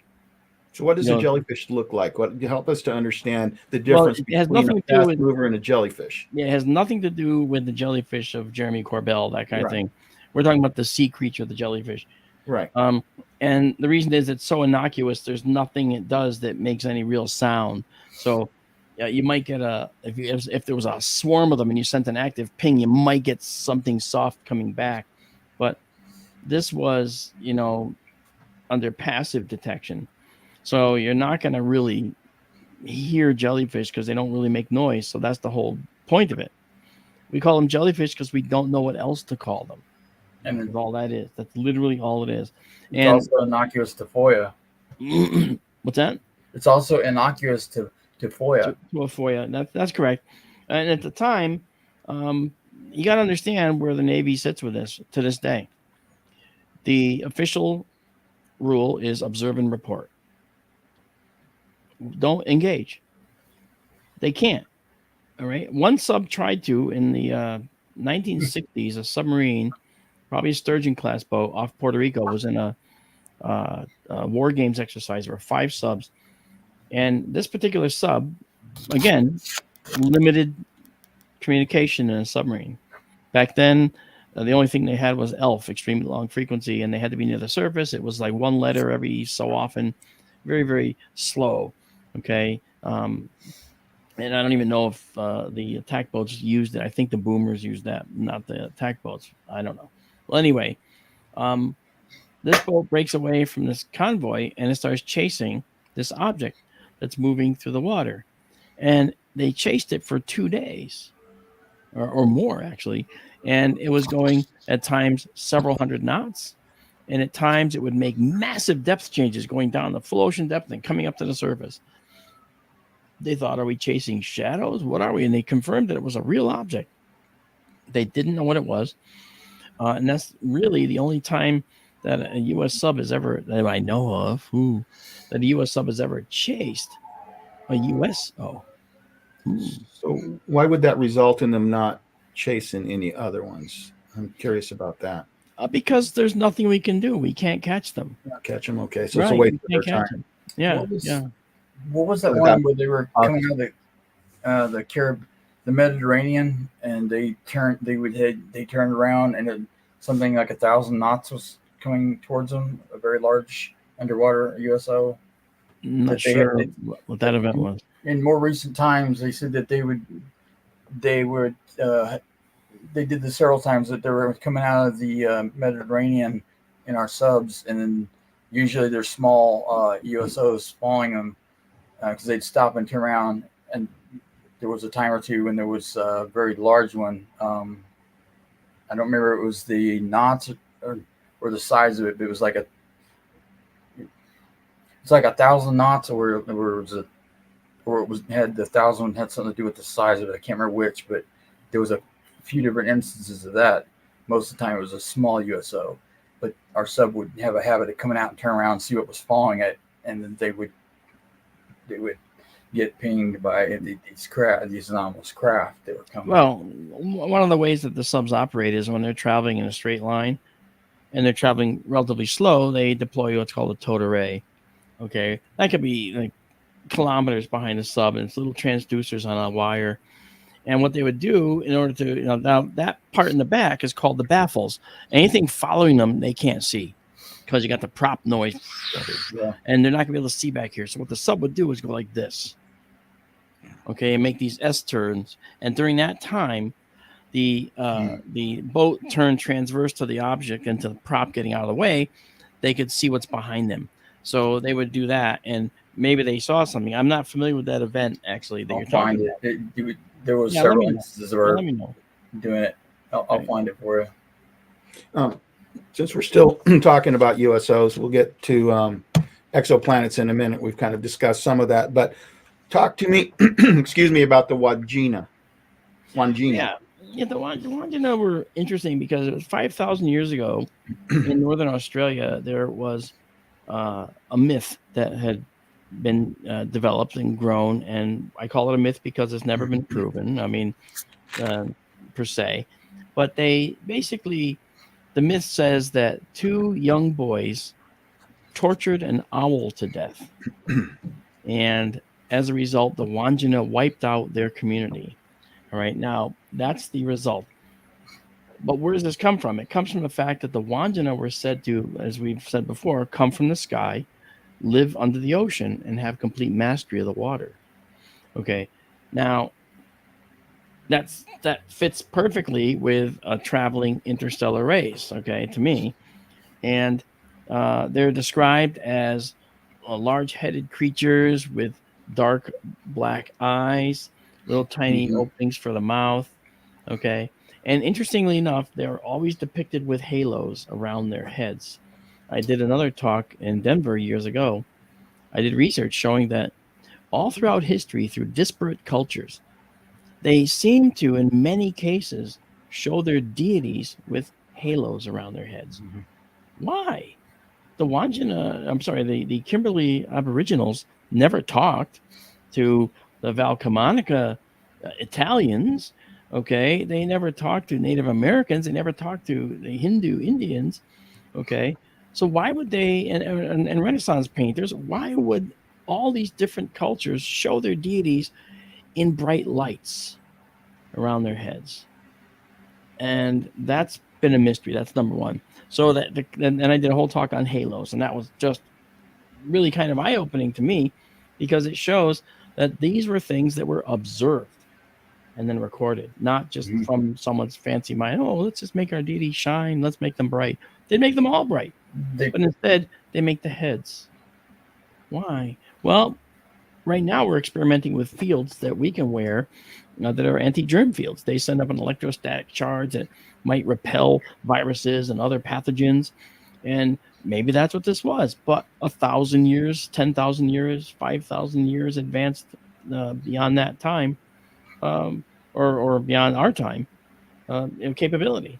So in that northern Australia village, then, where these boys tortured an owl to death, the owl has long been thought to be a screen memory for a gray, because they kind of look the same. And in fact, in my talk on it, I show an alien next to an owl, and they kind of look the same. That doesn't mean they are the same. That doesn't mean that's what it is. What it means is we can't ignore the possibilities that this might be it. So what happened was, as a result of that torture and killing of this owl, which might have been a gray alien if you think of it from their point of view, the Wandjina decided to seek retribution, and they literally wiped out the entire village with a tsunami. Could this just be a fancy tsunami myth? Yes, of course. Yeah, sure. Maybe it was just a tsunami. There's evidence of tsunamis, and we know they occurred. In fact, some very scary tsunamis have occurred, like in Indonesia, where methane hydrates are on the ocean floor. The methane freed comes to the surface, for some reason ignites, and now you have a tsunami coming to shore, pushing ahead of it a firestorm. There's a double whammy for you. Mm-hmm. I'm gonna blown to death. I'm gonna burn and drown at the same time. That's crazy, but that's something that actually happened too. So the Wandjina myth is one that will always remain a myth, and it'll probably never be proven in any way. However, that's the myth, that the Wandjina are shown with these little tiny mouth holes, and in some cases no mouths, because the water was told to be coming from their mouth. So they depict them with no mouths, so they can't flood their land anymore. Yeah. Couple of talking about possible myths, possible reality. What are your thoughts on the TR-3B, the flying triangle that supposedly the military has reverse engineered? Do you think that's in reality or fantasy? Well, I'll tell you with an illustration. I'll be right there.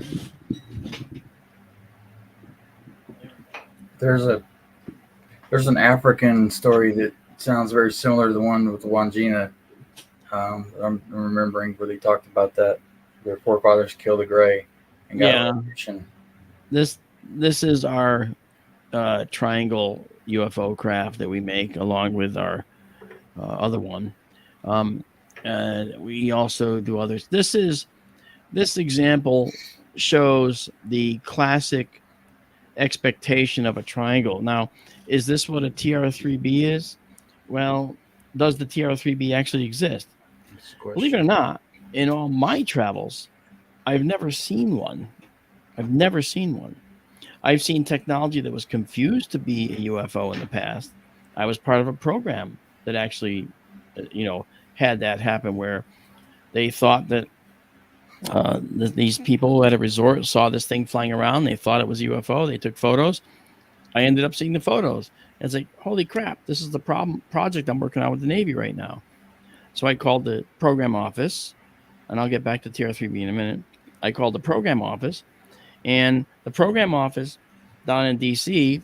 said that let them think it's a UFO. That's funny. I go, no, because this one guy that photographed we call it the birdie. It was actually something that's no longer classified. It's called Project Cormorant, like the bird. If you look it up on Wikipedia, you'll see it. Project Cormorant, there's a picture and everything. And otherwise known as the MPUAV, the Multi-Purpose Unmanned Aerial Vehicle. And this birdie was being tested out in Idaho. And somebody saw it and took pictures of it. I got the pictures. And when I sent them down to DC, to the program office, I convinced them that this one photographer will bring his friends next time. And then their friends will bring their friends. Next thing you know, you're going to have a whole crowd watching you do this. I said, so sooner or later, someone's going to take pictures of your birdie doing something they'd rather not see, or they not see. And the guy agreed. He went, okay, I'll write you a statement to disseminate. Okay, thank you. I got the statement a day later in my email, sent it out, and everybody went home. Because they were like, oh, it's one of ours. Hey, go home, Frank. It's one of ours. All right. It's not a UFO. Crap. Here we go again. That kind of thing. Keep looking up. But the point is, that the government sometimes tries to use that. So enter the TR3B. What is this then that they're looking at in the sky? My sister, who doesn't even believe UFOs exist, saw one of these going over her house at 3 a.m. It literally went outside the window. It's going like this. Passing over, she saw the lights at the three corners, and it traveled far, far away until it went over the trees in the distance and then disappeared into the night. Okay. I got a phone call at 3 a.m. Well, 3:10 in the morning. Mark, can you see this thing? You know, what? 3 o'clock. Who are you? It's Beth. It's your sister. Oh, was everything okay? Who died? Nobody. No. And so, I mean, she woke me up out of a sound sleep. So I went and I looked anyway. Nothing. Okay. But she said when it passed over, all the lights in Plainville went out. Wow. That was my hometown. Well, the lights she could see, all the street lights, everything went out. Okay. And she said that the lights at the corners here were actually glowing like a bright red, but they didn't really look like lights you could stare at. It was weird, she said. I'm familiar with that. I'm familiar with that look. That's the light of a dispersed laser beam, you know, kind of a thing. Maybe that had something to do with it. Maybe that has something to do with this, you know. Either way, if you look at this and you put this far enough away, you can see that the circle fits inside the triangle. Okay. So I think that this has also got an accelerator in it, and it's just a circular accelerator inside a triangular craft. All right. Because I do believe that's how they operate. I really do. And so by popping in and out, they could literally move across the landscape totally silently. You'd never know they were there. Two things. I want to continue with that, but first, Sir Gaswell, Truth Reaper 61, he's a friend of mine. I had the same question when I looked at the halos. You know, could it be some form of a helmet? I for a long time, in fact, I talked about this in Denver when I did talk. If you have the capability to travel thousands of light years using this punch-in, punch-out technology of Kaluza-Klein gravitons, I think you'd work out a way to not have to have a primitive helmet on your face. You'd probably work out a way to just keep that part of the atmosphere away from your face and just fill this little bubble around your face with your own atmosphere. Or the likelihood is, if you're carbon-based and need oxygen, that you breathe some level of oxygen. So you probably, with an adaptation, maybe an electrostatic adaptation of some kind, supplement whatever the Earth atmosphere has, or take out some of what the Earth atmosphere has to make it more to your liking.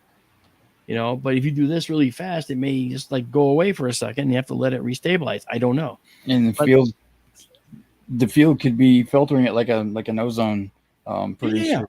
If it's passing air through, you could change the chemical composition of it and cleanse it both to suit their environmental needs. Perhaps. It's just speculation. It just but that would be visible. That would be visible at that boundary layer. Yeah, it would create the halo effect that you're talking about. That's right. And keep in mind when they draw these halos, they only show them around the body like this, don't they? They don't show them like in front of the face. You don't see any glare on the front or the back. Why is that? Because if it was glass, you would see that. No, but if you're looking at some kind of electrostatic effect, you can see through my fingers here, but as I move my fingers, keeping them the same way here, you can't see through here now, can you? Now my fingers are opaque. You can't see the background. I get behind, and now you can see through my fingers back here. Come back to the front. You reach a point where, you can't see through my fingers now, okay? But then when I get here, you can. What I'm saying is, from any position you look at this creature with, you're going to see a ring around their head, the area where you can't see through the fingers, so to speak. And then as it gets toward the front, it's clear again, and it gets toward the back, it's clear again. But at the edges, around the edges, it's going to be a seemingly solid object that's weird to anyone looking, and they'll interpret that as an aura or a halo. We must worship this thing. Okay. I think that's really what we're looking at there. All right, getting back to the TR3B. Yeah. Let's just assume for a minute that it exists. Do you think it's transmedium or not transmedium? If it would exist, would you expect it to be transmedium or not transmedium? If it exists, I would expect that it's a fundamental technology based on the process I've been outlining with you. So I would think that it's doing that kind of thing if it exists. So it could be transmedium, is what you're saying. Yeah, because you wouldn't. Again, here's the other thing that I didn't say. When you're generating these micro black holes, one of the very important things that these black holes do, they only live a few nanoseconds, by the way, which is a few billionths of a second. So you have to keep generating lots of them to surround your ship. Well, in the process, as they exist and before they die, they're going to absorb everything around the ship, including a little bit of light, which is why it might shimmer and change color, okay, or vanish outright if there's enough of them. But it will also absorb the Earth gravitons that are trying to pull it down to the ground. So the gravitons are going to also be absorbed by these particles for that brief moment of their lives. And with a net number of those around there, the ship is going to effectively not allow Earth gravity to reach it because it's going to get eaten before it gets there by these micro black holes. This is why the ship can just seem to hover in the air, because it's not being affected by Earth gravity. The Earth gravitons are not affecting it. So this is the process. So a TR3B just sort of floating in the sky would be feasible with this technology because it's eating the Earth gravitons with this micro black hole sheath around it. You see that? And they're usually depicted with a central sphere underneath them, which would be consistent with what you're talking about.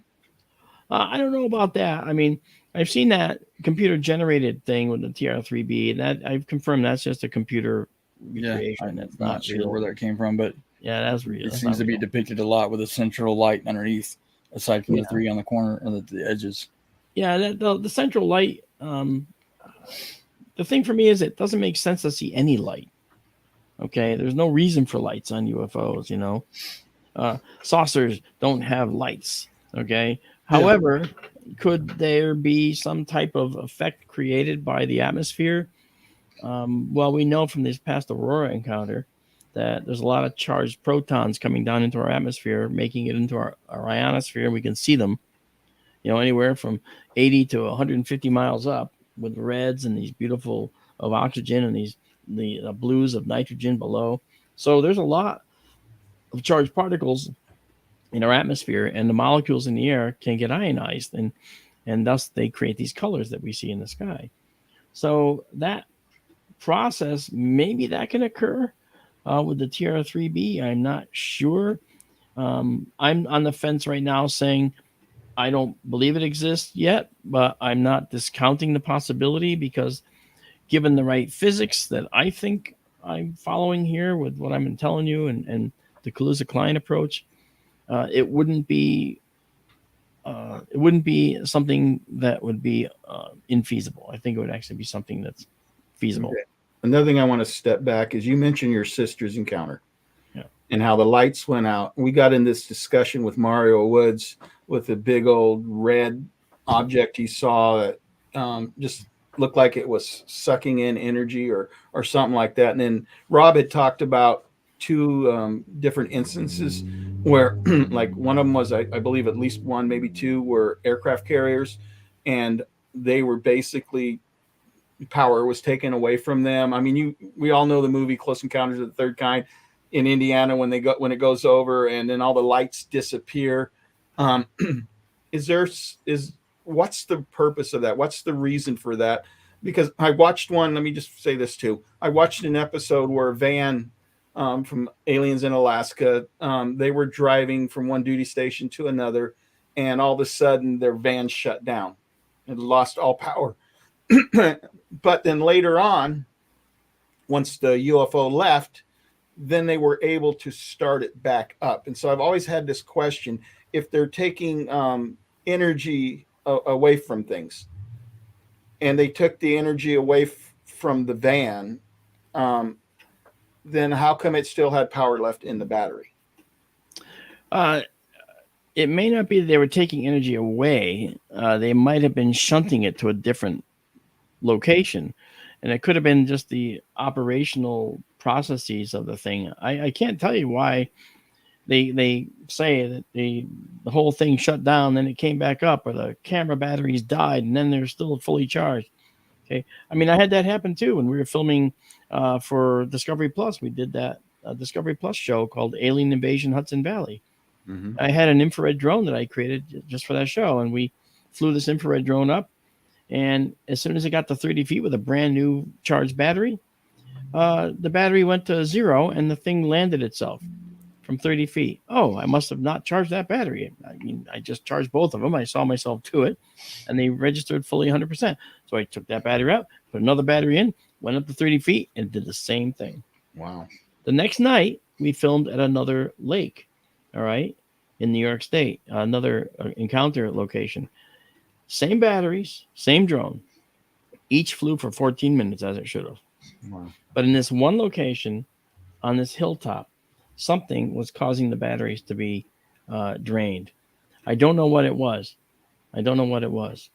So I found that very interesting.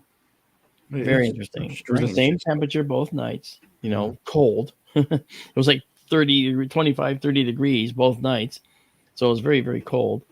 So is it impossible for it to be sucking electrons out, or is it just not likely? No, I don't think it's impossible, but I don't know the process by which it would happen. Because obviously, if it's being reported, it's probably happening. And so if it's happening, we'd want to know why. And as an offshoot of this process, here's what happens, right? Obviously, the center core is where the passengers would reside in such a scenario. The outer ring here, this is all going to be, circular accelerator, and these things would generate these particles and send them out, okay, around through openings around the edges. However, you're trying to constrain particles to move in a circular path, all right? And the way you do that in atomic physics is use very powerful magnetic fields. That's what the LHC, the Large Hadron Collider, does. They have these powerful magnetic fields every step of the way, all the way around. That's why it's several hundred feet underground, because when they constrain particles to move in a curve that want to go straight, the particles give off radiation in all directions radially from the if they're moving this way, they're giving off radiation all around in every direction and outward radially. And that radiation is called synchrotron radiation. So that's another coincidence, so to speak, with people that have been close to UFOs. They get burned. They get radiation burns. How did that happen? Well, synchrotron is not shielded on the outside, most likely. It doesn't have to be. You're in here as the occupant. You don't care what's going on out here. But if you get too close, you touch it, you can get burned. Okay? So a synchrotron, there might be a synchrotron radiation effect that could be responsible from some distance. Not harmful to the people, but maybe, can affect the electric transfer, the electric pathways in a vehicle wiring system, wiring harness. So there could be something. That's actually something that I want to look into. There's on the NARCAP website, I think there's 27 or 37 incidences of temporary systems failure. Only one had to be repaired. I think out of that 27 or 37 instances of crowd. Well, our director of technology in MUFON, Chuck Maudlin, good friend. Chuck was called to Port Jervis, New York. He lives in Wisconsin. And he went out there to find that there was a guy who had an encounter with a UFO the previous night. And when they checked his car, the car was off the scale magnetically. It had a huge magnetic field. It's the Port Jervis case. It's actually very famous in MUFON. So the whole car had this massive magnetic field on day one. When Chuck went back day 2, the field had dropped in intensity, and by day 3, it was gone. Okay, but a massive magnetic field. So if there's an induced magnetic field that's part of this whole process, then that could be responsible for changing the way your car works, because we know that if you have a magnetic field in motion, it generates a magnetic flux change in magnetic field, and that could be responsible for altering electrical paths. All right, so we're looking at a very, very possible pathway figuring this out. I'm kind of thinking on the fly here with this, so maybe we're discovering some new science together. All right. Truth Reaper had another question for us. Is it not likely there may be a random atmospheric field created which would simply stall electron flow inside the wires? Yeah, and that could be caused by this magnetic field that was Right. possibly being generated, and that could be the random part of this. There's a possibility that the generation of these particles around the ship could possibly interact with Earth's magnetic field or cause a magnetic anomaly, which could highly magnetize, iron vehicles, steel vehicles. I mean, any ferrous metal, and that would affect car batteries, obviously, pretty seriously. You know how it's like. You have a needle that's not magnetized, rub it on a magnet, and now it's a magnet, right? Because by shaking it back and forth, you create a magnetic flux inside the needle, which realigns the iron crystals in the needle, so that they are now more aligned with each other, and now you have a magnet. Now, it may not last for a while, and that's what we saw with this car. So it's possible that we're seeing the same type of effect, just at a larger scale. Well, before we move on to exoplanets, and like I said, we've touched them already, but I don't want to get home. I don't want to get in trouble with my wife. So my wife, Kelly, wished everyone a happy afternoon. And so I want to acknowledge her. Now I want to go ahead and move on to exoplanets. Oh, yeah. I want to go back in time, though. I like that one right there. That's my favorite. Let's go back in time to when you were in college. And I'm guessing while you were, studying there, no exoplanets had been discovered at that time because you were writing about life out elsewhere. And didn't one of your professors say something like, leave Star Trek to us? Sort of, yeah. Okay, Yeah. I saw a video of you in 2018 talking about this. So go ahead and kind of fill everybody in. And then I want to take it to the next level after that. Okay. The funny thing that happened was, ever since I was 9, I had that missing time. I felt we weren't alone. I felt like I had to learn more about space because I felt there was something else out there. So, and that was, of course, why I went into astronomy. And I had this argument, more of a discussion, actually, with the director of my observatory I was getting my degree at. In fact, I worked at the observatory on the Parallax program, studying distances to nearby stars. Go figure. Okay. And I said to him, Art, his name is Art. I said, Art, I really think it's a populated universe. I really do. And he had suspenders and glasses, and he was looking over the top of his glasses at me. And he goes, Mr. D'Antonio, why do you say that? I said, well, look at this. We're bilaterally symmetric. We're carbon-based. Every life form on this planet, every life form shows some form of symmetry, radial symmetry, Bilateral, pentamerism, five-sided symmetry, bilateral symmetry like us. Every creature has symmetry on this planet. I said, that's not a coincidence. That's a template. That's a pattern, okay, created possibly by the way DNA replicates at the early stages of formation of life, okay? And so take that for what it's worth, okay? Now, back then, we had an idea that carbon was very prevalent in the universe. So I said, carbon is really important in the universe. I didn't know it was fourth most abundant at the time. Sorry. Yeah, that's why the mute button. No, I'm kidding. So when you look at how he responded to me, he basically said, well, we haven't even found any other planets. I said, yeah, I know that, but we're going to. I know we are. I said, that's why we're a populated universe. I'm sure of it. And he kind of shakes his head, and that's when he says the famous line that I've echoed a lot. It's humorous because I love the man to death. He was great. He said, get back on your project, get back in the observatory, and leave Captain Kirk to us. That's what it was. Okay, so it's like, okay, So then 1988 rolls around, okay? And in 88, I had already graduated with my degree.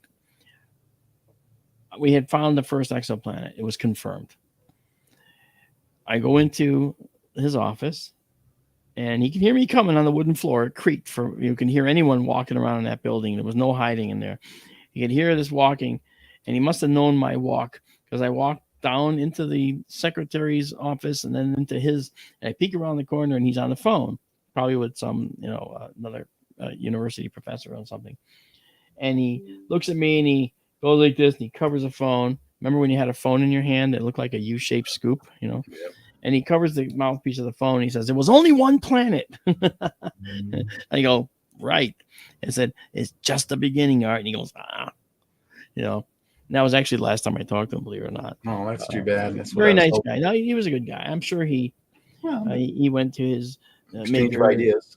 Yeah, he certainly knows or knew by the time he met his maker that there was a lot of planets out there. So, and that's all good for all of us in astronomy. We know, we sense that there's other planets out there, and some the astronomical folks are a little more reticent to get on board with it because, that is to say, with life here, it's a huge milestone to see that most folks in astronomy, astrophysics, and cosmology will tell you they know that there's probably life elsewhere. The big dispute is why, or how rather, they could be here. Mm-hmm. And I think I've got that answer. Okay. I think Bob Schroeder got onto it when he wrote the book Solving UFO Enigma, as I mentioned to you. And so I believe that that is the only way they could be here. And it really isn't outside of our reach. And again, the Large Hadron Collider, CERN, is studying that particular particle called the Kaluza-Klein graviton, which we've talked about. Why? Because the particles are intriguing. Does this exclude wormholes? That's my question. Yeah. Or can it be both? No, it doesn't exclude them, but wormholes are not known to exist. Then again, neither is string theory, right? Right. But string theory is more plausible than the Einstein-Rosen bridge, which is a wormhole. Okay, because there's no way of predicting how you would be squished into a wormhole. There's no predicting where it would enter and leave. And is it really going to propel you to a distant location in the universe? Maybe not. What if you could create one? If you could create one, then you'd be like Deep Space Nine, But I mean, I don't know. I mean, someday maybe we can do that for some reason. You'd have to be able to plot it on a grid coordinate, then, and theoretically, an exit point. So how would you know where the exit point is if you haven't been there already? Exactly right. And that's a big problem. That's a big problem, Rob. Not knowing where it's going to come back. Maybe an asteroid field, or maybe in the middle of a planet. You have to have a grid coordinate to plot it on, divergence and curl. You need both ends accessible to you to create one. And that's, if we were to ever do it, we would have both ends and we would generate one between the two endpoints that we know. Because like on the planet, we've got those false doors all over the planet, like Oumuamua, Egypt, all over the place. That technically it's kind of analogous to what you're discussing, where they can use that as an entry point and an exit point. I mean, theoretically, it's just an analogy, but yeah, I got you. I understand that's your wheelhouse, and that's the kind of stuff that you like to research, and that's cool. And I'm open to it. I just don't know how far I can be open to it because I'm into things where there is some scientific plausibility. Yeah.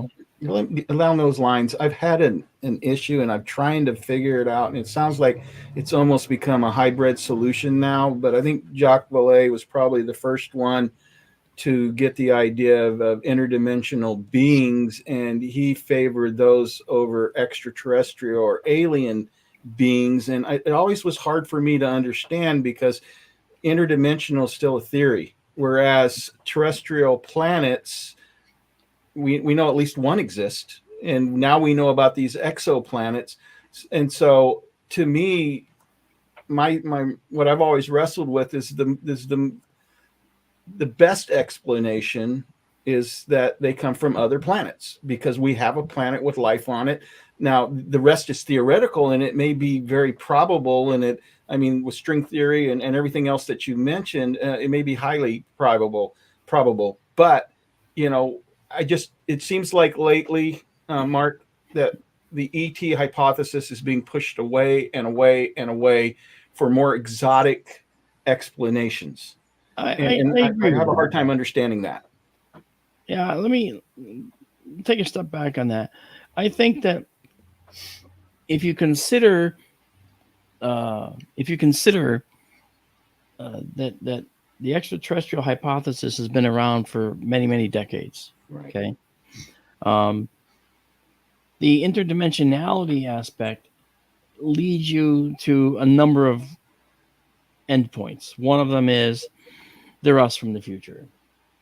Okay, implying you can go backwards in time. I serve on a board, a science, technology, engineering, and math STEM board with a professor from University of Connecticut, Ron Mallett, genius. Okay, Ron says he can build a time machine, and you might think, oh, he's a nutcase. No, he's not. Okay, because what he's doing is he misses his dad. He would love to have gone back in time to talk to his dad before he passed. That's what he tells you about the motivation. But he can never do it because the problem is with the particular time machine thing he would like to do. He has this laser technology that can create this bubble of information from the time that it's turned on to however far into the future you let it run. So if you started in, say, 1990 and it's 2020, and you say, I want to go back and look at 1996 in December. And if the machine had access to that time, you would be able to go see it. So it's kind of like a weird encyclopedia. Is it really time travel, though? And that's the question I've asked him. And, he has ways to describe it, which suggest it. Well, yes, but we can't interact. We only can look at the information. So we're viewers. We're not interactors. And that's a very big difference. And if these are creatures coming to us from the future, it would mean that they'd be interactors. And they supposedly that can't work. I'm on the fence part of that says, I'm on the side of the fence that says it can't work to be from our future, because I think time does move in one direction. And maybe if you set up a technology to preserve everything that's going on in that time column forward, maybe you can see there what went on. I believe that. Kind of like a weird random access computer, okay, or memory. But as far as the interdimensionality of the aliens, I think they use interdimensionality to move. I don't think that they are truly hybrid. That's the hybrid I was going after now, as it seems like it's morphed and it's become a hybrid where it's aliens from other planets, but traveling interdimensionally. Well, remember what we talked about. Seeing now. Yeah, remember what we talked about. Okay, going through windows and walls and things. Okay, when you talked about that earlier, Rob, I believe. Okay, think about this. Does it not mean that when you're actually traveling using this technology to go from here to here to here to here to here in these discrete points, can't you also go from this side of the wall to this side of the wall and not have to go through the wall? Okay, the idea is that you can, because you don't ever see the wall in the fifth dimension, then you just come back to to this location in the four dimensions that we're in, XYZ, moving through time. That said, the alien beings themselves probably have the ability to do that. That's how they can take someone out of their house, supposedly through the window. So does that make them interdimensional beings? Yeah, for a period of time, yes. Right? Because that's how they work. That's how they would operate within our four dimensions. They would work and operate interdimensionally. And again, it's not physics that is non-existent. This isn't Star Trek. This isn't Star Wars. This isn't Close Encounters. This is actually more like Close Encounters, but it's not like any kind of physics we've seen before, for sure. But it's also not something completely outside the realm of believability.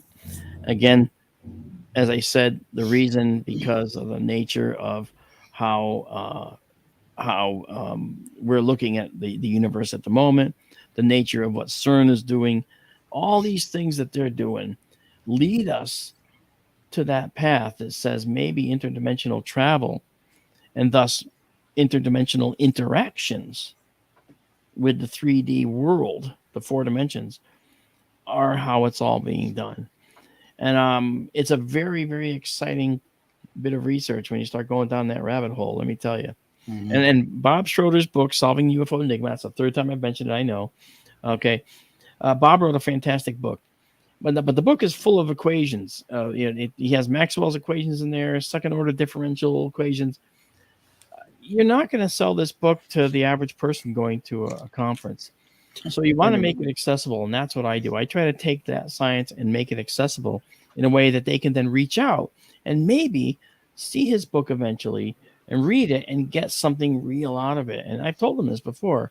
We're good friends. He's a very, very good guy, very soft-spoken. But, man, does he know his stuff. As I said, you should have him as a guest. I think that he'd be great. I love the fact that the scientific community is growing and we're getting some great minds involved with this. But one of the things I was wondering that I'm kind of excited about the work you're doing, because there are a lot of us that are worried that we're not going to get disclosure through the government. We're hoping and we're fighting for it, but I don't think we should have our eggs in one basket. And so what I like about what you're doing, and I need to figure this out, so I'm asking you this, you're developing technology to be able to pick them up in the air, and now you're also developing something to be able to pick up USOs in the water. Is that correct? Yeah, unfortunately, I was working with Doug on that, Doug Trumbull, and we were doing UFOTOG, UFO, and a combination of the word UFO and photog, which is what my son is for the TV station. Okay. And so they still call them photogs, which I thought was interesting. So UFOTOG was a device to look in the sky, and I designed with Doug these platters that would have these instruments on them, and you could pass them or put them out in the desert. They have little solar panels, either on a pole next to them or on board, and they would scan the skies and study and report any anomalies it sees in the skies. Now, knowing ADSB data, they could literally exclude things like aircraft and jets, because we know ADSB will show most of them. Okay. What they won't capture is re-entering space vehicles. What they won't capture, or won't exclude, I should say, is also satellites. They won't exclude those automatically. So we'll see those. We'll see the re-entering space junk. We won't see craft in the sky other than unknowns, like a UFO, or a military overflight that's classified.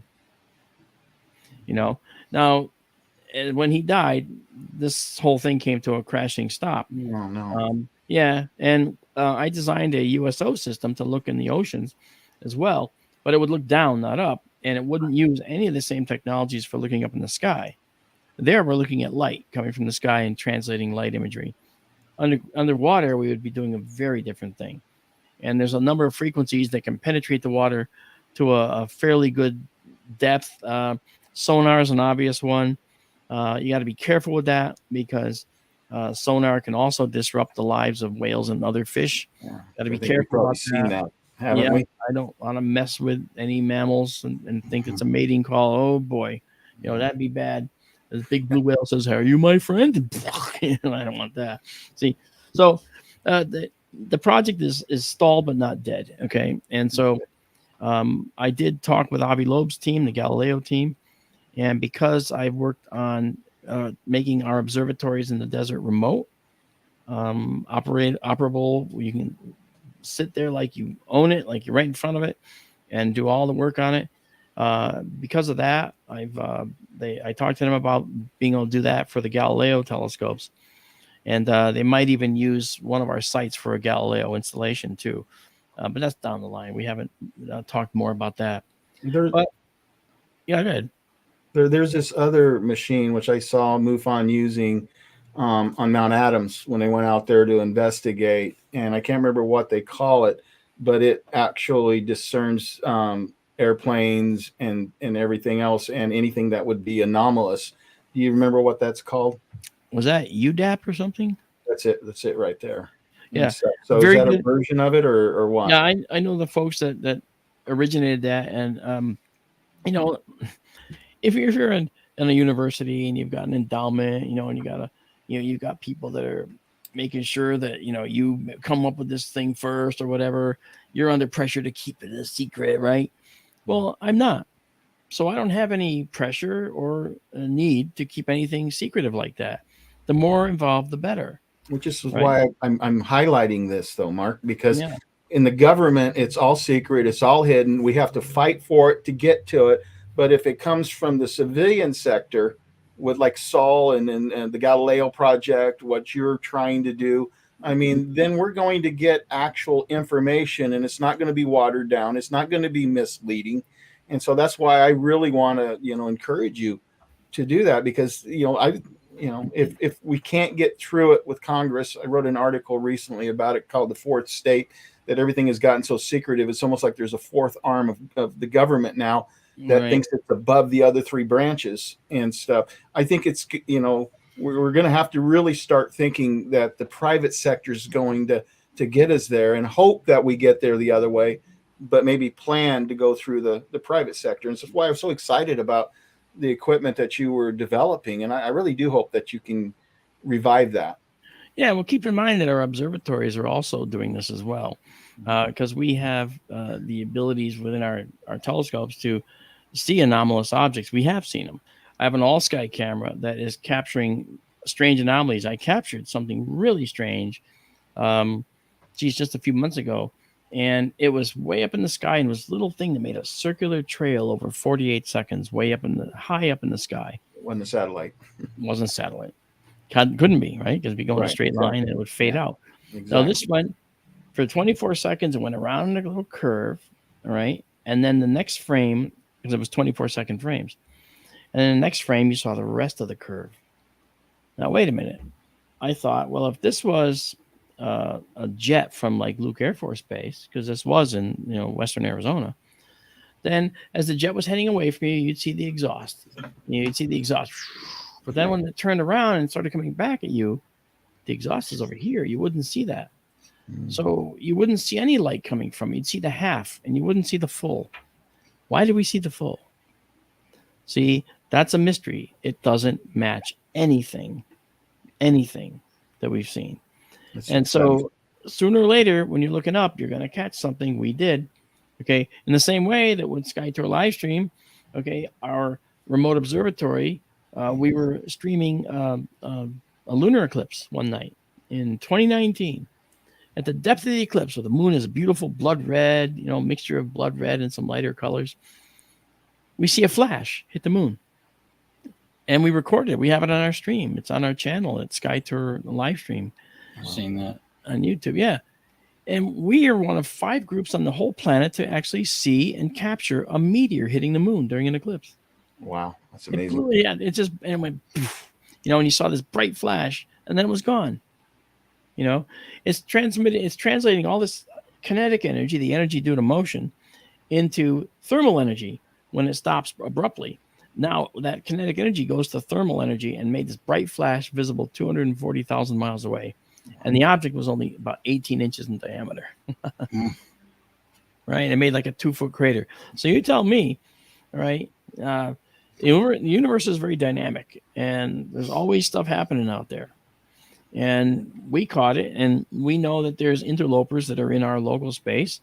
I believe alien beings are here. I think they're using this technology that I've been talking about. And I think that when we saw this thing moving in a circle up there, why was it lit up at all? That was the question. And that could have been because of some kind of St. Elmo's fire effect around this thing. Who knows why it was happening? But nothing conventional fit that profile up there in the sky. And that's the beautiful thing when you go through all the possibilities and you've eliminated every prosaic, and then you're just left with anomalous. That's the most amazing thing. I want to get back to the wormhole 1 second. I don't know if you guys can see this or not, but sure. My friend Gary, he says, when talking about wormholes, he said, how about it's not an external wormhole per se, rather a worm bubble you create around your ship, but with the ability to control the strength bias, thus creating directional movement. kind of sort of what the Alcubierre drive is. In 1994, Miguel Alcubierre came up with this concept. It was called the Alcubierre tensor. And if you had enough energy, you could generate this bubble around your ship. Right. And that warp bubble would allow you to effectively pull the universe past you as fast as you could muster the strength. Okay. Probably what you're talking about. And the problem with that is it requires a lot of energy. I'll give you an example. Let's suppose we wanted to go and generate a warp bubble around our ship. Say we wanted to go to Alpha Centauri. Theoretically, we could get to Alpha Centauri using the Alcubierre drive in as little as 5 days, okay? And maybe a week or a week and a half if we take it easy.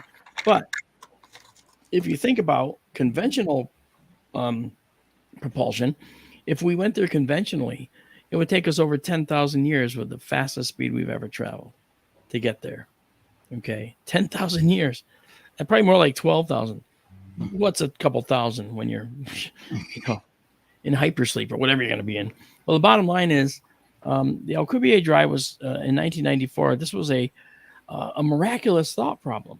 And it's all that ever remained until Sonny White at EagleWorks Labs got on board. But it remained a thought problem because the sheer amount of energy to make that warp bubble, which was a very strange exotic mass, okay, that warp bubble would have to be generated by the equivalent of converting the entire planet Jupiter's mass to energy. Now, that number is absolutely stupendous and colossal. So people said, hey, Miguel, that's a cool thought process, but we never get the energy. He's like, of course. So it went on the shelf until Sonny White got involved, and he managed to reconstruct and build a new toroidal envelope around the ship that would generate the warp bubble. And what he actually did was reduce the requirement for the mass by something on the order of 10 to the 23rd or 10 to the 26th power. In other words, go from the mass of Jupiter required to make this bubble to the mass of the Voyager spacecraft to make this bubble. Aha! Now it was potentially possible to generate a warp bubble. In theoretically, because now we could see in a way we might be able to do this at some point. Well, the concept has forever remained a thought problem because we don't even know how to create that much energy to make a warp bubble. Maybe we can make a chapstick-sized container travel to the Alpha Centauri system, for all we know. So, and they're coming to get one of you. I was going to say, the CIA, they found me. Sorry, guys. I'll see you later. Nice knowing you. The bottom line is, so we'll just continue with talking to you, Rob. No, the bottom line is that, so it became a thought. You don't even miss me. I see it. I see it. Right. Now, so it's still a thought problem, but it's actually a little bit more attainable. But if you think about it, that would get us there in, say, 5 to 10 days. That's a huge benefit over 10,000 years, I'd say. We don't even have to change the sheets, maybe, on the bed, for all we know. Okay? That's pretty cool. However, let's take a look at this other option with the Kaluza-Klein gravitons. How long would it take us to get there using this process?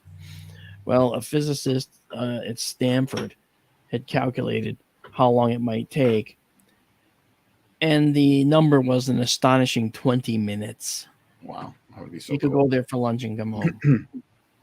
Okay. Pluto in 30 seconds, 40 seconds, and that's going easy. So the bottom line is that Alcubierre was the way to go for a long time. And now the KK particle is the way to go for the foreseeable future, because we're in the middle of that bundle of enjoyment and research. So take it to the next step. What's beyond? Is there a beyond? Maybe someone that's an organization that's 1 million years ahead of us, well, they might understand something about quantum entanglement that we don't, and allow them to basically move from their location to our location in a split second, perhaps, even across a whole galaxy. As odd as that sounds, maybe that'll eventually be possible, because spooky action at a distance, as Einstein called it, is what quantum entanglement is. And well, quantum entanglement's all part of this universe, right? If we separate some electrons from one side of a substance to another side of the substance and take those bundles of electrons and put them even light years apart from each other, if we measure the characteristic called spin in these electrons and spin up, they go up or down, then we know that these electrons are spin down. We don't even have to measure them. Now, I know this is a whole totally simplified thing, but follow me here. So that means that either this is telling these guys to go down, or these guys are telling this guy to go up. Now, if you change these guys to that, this guy goes up. And it doesn't matter how far apart they are. Well, that's weird. Yeah, that's weird. They're connected somehow still. Spooky action at a distance, man. That's right. Spooky action at a distance. So that's the thing that we're talking about here. And this spooky action is really the kind of thing that maybe in a far future version of ourselves we'll be able to literally move into such a technology. And so physical things won't be necessary anymore. We will be sort of like ethereal, maybe, I don't know. And now you see we're getting into the whole paranormal thing, which is why I say today's paranormal could be tomorrow's science, because beings that far advanced would seem paranormal to us. They're going through walls. They look like ghosts. Are they? Let's move back and talk a little bit more about exoplanets. In 2018, I think it was at the UFO Festival lecture series, you were talking about the James Webb telescope supposed to be being launched, and it'd been delayed and delayed. Now it's out there. And so help everybody understand what the James Webb telescope has done for us as far as exoplanets go. How far forward has that moved us? We literally leaped, I would say, technologically, with James Webb over Hubble now. Right. We have increased our capability 100 times. Wow. Okay. The James Webb telescope's mirror is 21 feet in diameter. Hubble's is 8 feet in diameter. Now, the relationship between the size of a mirror and the resolution of the things you can see goes up amazingly with the size of your mirror. That's called the Dawes limit. It's something that we don't have to worry about, but the bigger the mirror you have, the higher resolution you can actually achieve with your telescope. James Webb is looking at these objects, but it's looking at them not in the light we see with our eyes. It's looking at them in the infrared light. You might say, oh man, I want to see things in the visible light. Sure. But in the infrared, you have to understand the things that the James Webb telescope is looking at. If you were out there at that object, they would be in the visible light to you. But because of the distance away and how fast they're moving away from the Earth, all of their data is red shifted. When things move fast away from you, their wavelengths get longer and longer and longer. In the sound world, when a car comes close to you, beeping its horn, you hear, and it goes past you, goes, and the pitch changes, right? That's the sound world. In the light world, the color changes. Something moving at you from the light is going toward the blue end of the spectrum. It's bluer. As it passes you, it's normal. As it goes past you, it gets increasingly redder. The farther away you are, it turned out that, as Hubble discovered, the faster galaxies are moving away from us, the farther away they are. So what this implies is that we're seeing the early velocities in the Big Bang reflected in what we're looking at in the universe. Now, when you look at these galaxies speeding away from us, some of them are going so fast that all of their data, all of their visual light information has been shifted far into the infrared. You can't even see it here, see, but it's over here. See, it's over here somewhere. It's out of your view, but it's in the red.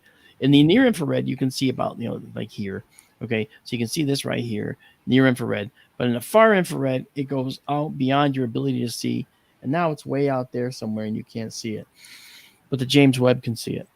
So when we look back, we're actually looking back in time, and we're also looking at the early universe, because the farther back in time we look, the closer to the beginning of the universe we can see. And that's what the James Webb Telescope is doing. So when it comes to looking for exoplanets, the James Webb Telescope is very well suited to characterizing planetary atmospheres, meaning it can look at a planet that's passing in front of its star, and as the planet starts to pass in front of the star, we see a little bit of pollution in the star's spectrum that's caused by the planet's atmosphere. And then as it leaves the star, we see that pollution in the spectrum again. All right, more clearly. So we definitely see the difference between, say, where you see the star spectrum, then the planet passes in front of it, and now you see that pollution in the star spectrum that wasn't there before. The James Webb can look at that, and it may be that the James Webb Space Telescope actually found life on another planet. I believe that was Kepler 18b. Yeah, I've got a picture. Let me go ahead and pull a couple of those. That's Kepler 18. Yeah. Which one is it? I think it's 22b. No, I think that it's a different one.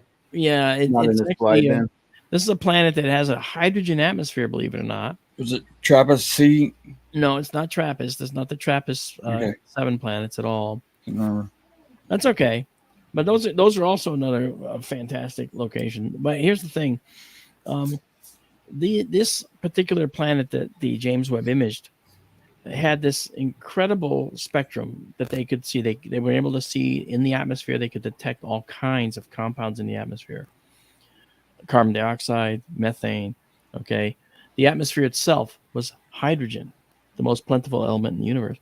So you think, well, we could live there, and you're right. As we are now, we could not live there. But the real thing that was important is that it looks like there's a lot of water vapor. In fact, it appears that the entire planet is a water planet. Water is very, very common in the universe, as you may not know. Maybe you do know. It's really, really among the most common elements or common compounds. So this water planet also has a signature in its atmosphere for something called dimethyl sulfide. Now, the confirmation of this will be monumental, because dimethyl sulfide only occurs in one way here on Earth, and that's as a waste product from life. Mm-hmm. So indirectly, we may be seeing life on another planet. Now, it won't be beings like us. It'll be some kind of microbial life, but I'll take it. That's life, potentially. Dimethyl sulfide is a crucial compound. In fact, you know that both of you have smelled this. You know what dimethyl sulfide smells like. You both do. If you go to an area where it's low tide, you go to the ocean, you smell low tide, that stink. That's dimethyl sulfide. You're smelling waste from plankton and other sea creatures. Okay, let's ask you another question. You talked about the difference between Hubble and James Webb. How many exoplanets? I mean, you may not know this, but let me ask anyway. The difference between how many exoplanets the Hubble found versus the James Webb. Last I checked on James Webb, the latest news we have is like 5,662 planets. Well, that's the Kepler Space Telescope found most of those. Hubble found very few relative to Kepler. Oh, so Kepler's the one who's done it. Okay. Yeah, the Kepler is the one that looks like a laser. It looks at one star and looks for a transit of a planet going in front of the star. Okay. It doesn't see the planets going like this around their star from our point of view, or like this. So it's like targeting them. It's only looking at those that actually managed to cross in front of their star as viewed by us. So that means that the true number is way higher. Wow. We're only looking at a narrow range of angles that we can actually see. The James Webb doing a similar thing. It's trying to see. James Webb's only been out there for a short time, and it hasn't really done a full-blown exoplanet study per se. Kepler, that's all it did. Kepler, okay. So it's Kepler Space Telescope did that. And then when the Kepler was operated, there are these things, and I'll use this because it's round. This object here is the UFO, but this is actually, now it's something else. Now it's called a control wheel, a reaction wheel. There's 4 reaction wheels on a satellite. And if this is the body of the satellite, they're at an angle like this and an angle like this to each other on the satellite, and they're big spinning disks of heavy material. On the other side of the satellite, we have a similar 1 and 2. Okay, now they all spin at different rates, and what they do by spinning is when they spin, they actually impart a torque that moves the telescope. It's very clever. So just by spinning these little disks at different rates, you can angle the telescope to look in almost any direction you want. And that's how the Kepler worked. Now, 3 of these angular ones failed. It can work on 3, but it can't really work on 2. So it had 2 that were active, and then it had 2 that failed. So now Kepler was out of action. But clever engineers, figured out that you can use the impact of the solar wind on your satellite, all right, and calibrate the other reaction wheels to work at the same relative strength as the forces imparted by the solar wind. And now you can actually use the solar wind that's constantly pushing in one particular direction and these other 2 wheels to spin at different rates now to actually control the craft once again. And that became the subsequent Kepler mission known as K2. And that lasted and found many more planets. So we do have about 5,600 planets that have been found. The TESS satellite, which is past its mission, the Transiting Exoplanet Survey satellite, that found a bunch. And the James Webb satellite, James Webb Space Telescope, I should say, has found a few as well. And it's looking for more, and it's trying to characterize the atmospheres more so, because that's would James Webb be able to give us a more definitive picture than Kepler because of the big mirror it has, the larger? Very likely, yeah. Even here on the ground, given the right conditions and the right technology, the Keck telescopes at Mauna Kea can look at planets and see them around the star. So up in space with I'll be back. I got a problem. Huh? I'll be right back. I got a problem going on with one of my dogs. Okay. I'll remove him in a bit. I did a little bit of research. I'm obviously not at your level, but I wanted to run it by you as it talked about these, 5,600. We'll just round it off. Literally 3 types, I guess is the way you would, of exoplanets. You've got the gas giants to be similar to Jupiter and Saturn, and they say that makes up about 30% of the exoplanets that have been discovered. You've got the Neptune class planets. Let me go ahead and go back to the gas giants. They are hydrogen, helium with a smaller amount of heavy metals, and then the Neptune class, it kind of reverses, doesn't it?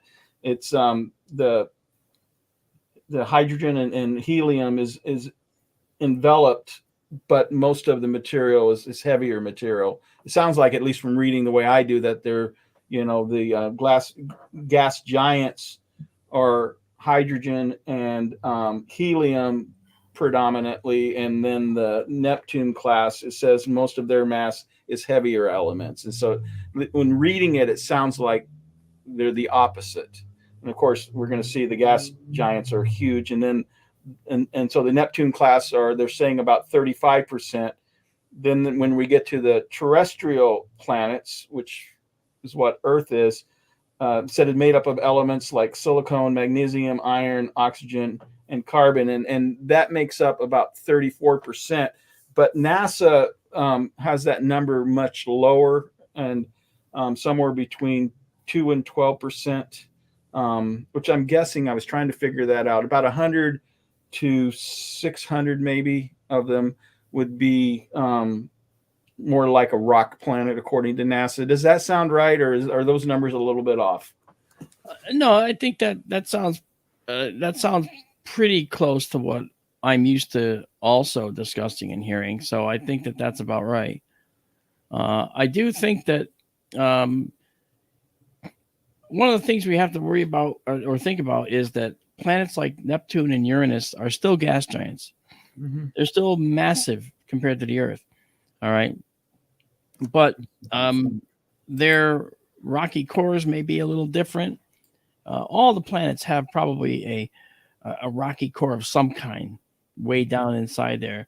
Like you have Jupiter here. Okay, if you see Jupiter there, um, these inside of Jupiter, the core of Jupiter, because there's so much overlying mass, the center of Jupiter is got a lot of hydrogen gas in there, but it's conductive. And it's weird because it's under such pressure that it becomes sort of like a fluid. And so it's called a metallic hydrogen. In other words, it's metallic hydrogen because it can be conductive. And so there's a dynamo created inside Jupiter that creates a massive magnetic field, like 20 times the size of ours, okay, inside Jupiter. Similar with the Neptunians, as well as the. So explain real quick, Mark, what the magnetic field does for us, and compare the difference between that and Jupiter, and what effect it would have if we were on Jupiter versus being on Earth. Okay, couple things. Let's consider Earth. The magnetic field around the Earth is measured in microteslas. Okay, and never mind the units, but what it does for us is it's a sheath. It's called a geomagnetic or magnetic sheath, right? Our magnetosphere. And that magnetosphere around the Earth collects charged particles that come from the sun, like this last coronal mass ejection that shot off the sun. The Earth's magnetic field trapped a lot of those particles, and they causes them to spiral around both poles, top and bottom. So we had Aurora Borealis up here. We had Aurora Australis down here. I was getting calls from Australia and New Zealand. Oh, our skies are covered. Look at these pictures. All over the world, people saw them, except in the equatorial latitudes. Okay, so that at the top of the Earth, where these particles spiral around, they form like a donut, a ring called the auroral oval. And there's one at the southern auroral oval, and there's a northern auroral oval. When you get a lot of particles coming in, that auroral oval expands. In our case, it expanded all the way over central and southern U.S. That's why we had this. But what that magnetic field is doing is it's trapping these charged particles. Had it not done that, the coronal mass ejection would have sent highly charged particles right down on the top of your head.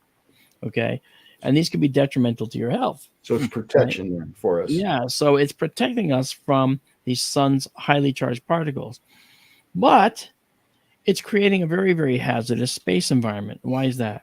Because these charged particles that are trapped by the magnetic field are being trapped and held in place around the Earth, and that becomes something we know as the Van Allen radiation belts. That's what those are. The charged particles trapped in our magnetic field.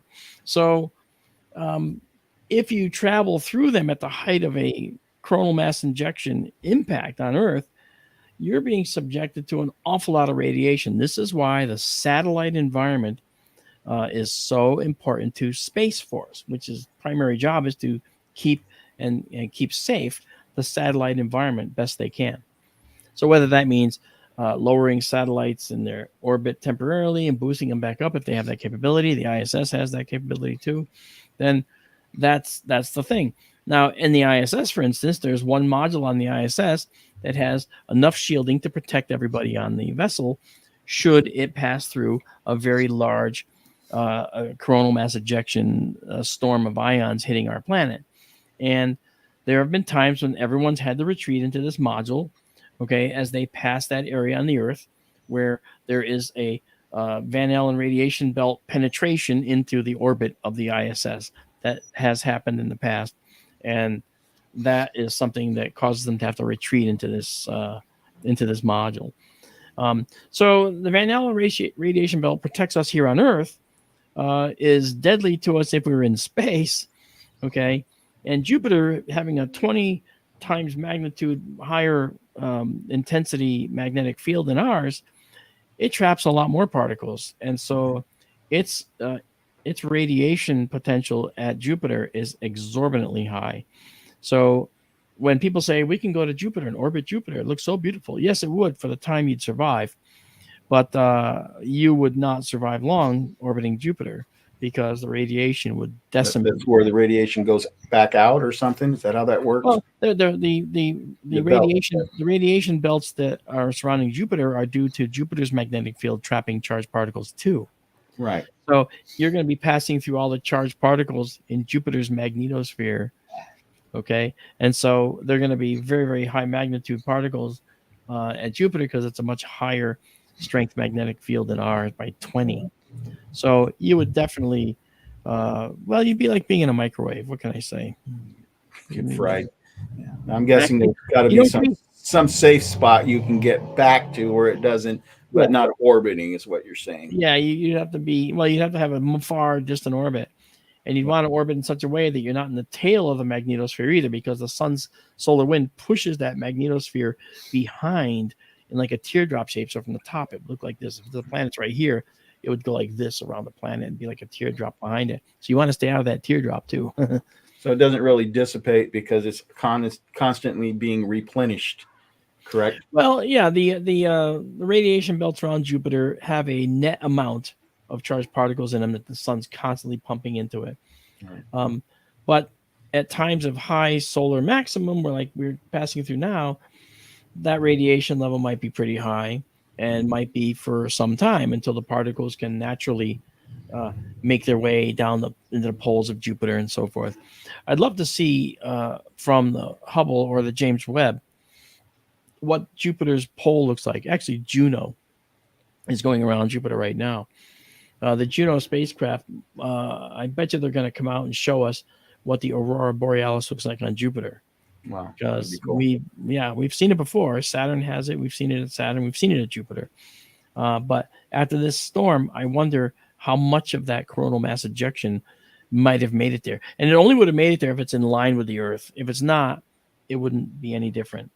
You know, only planets in line with the sun. And I don't know where Jupiter was in its orbit to know whether that could happen. Well, as we get ready to close this one up, we've covered about everything I wanted to cover, unless there's something you want to cover. I think what we can take from this podcast, what we can take from our conversation with you, Mark, is that everything is evolving. And the more we learn, the more likely it is that there is life out there. And as you've said, there's becoming more and more proof that life from out there has come here, whether it's been here, some of it's been here for thousands of years or not. Everything's becoming more probable, and to the point eventually where we're going to know for sure. I agree with that. I agree. And you can't be afraid to be wrong. Right. I think that's unfortunately where a lot of people, they'll have a theory and then they will, keep going. One of the things I argue about X, I love it. It's a great community.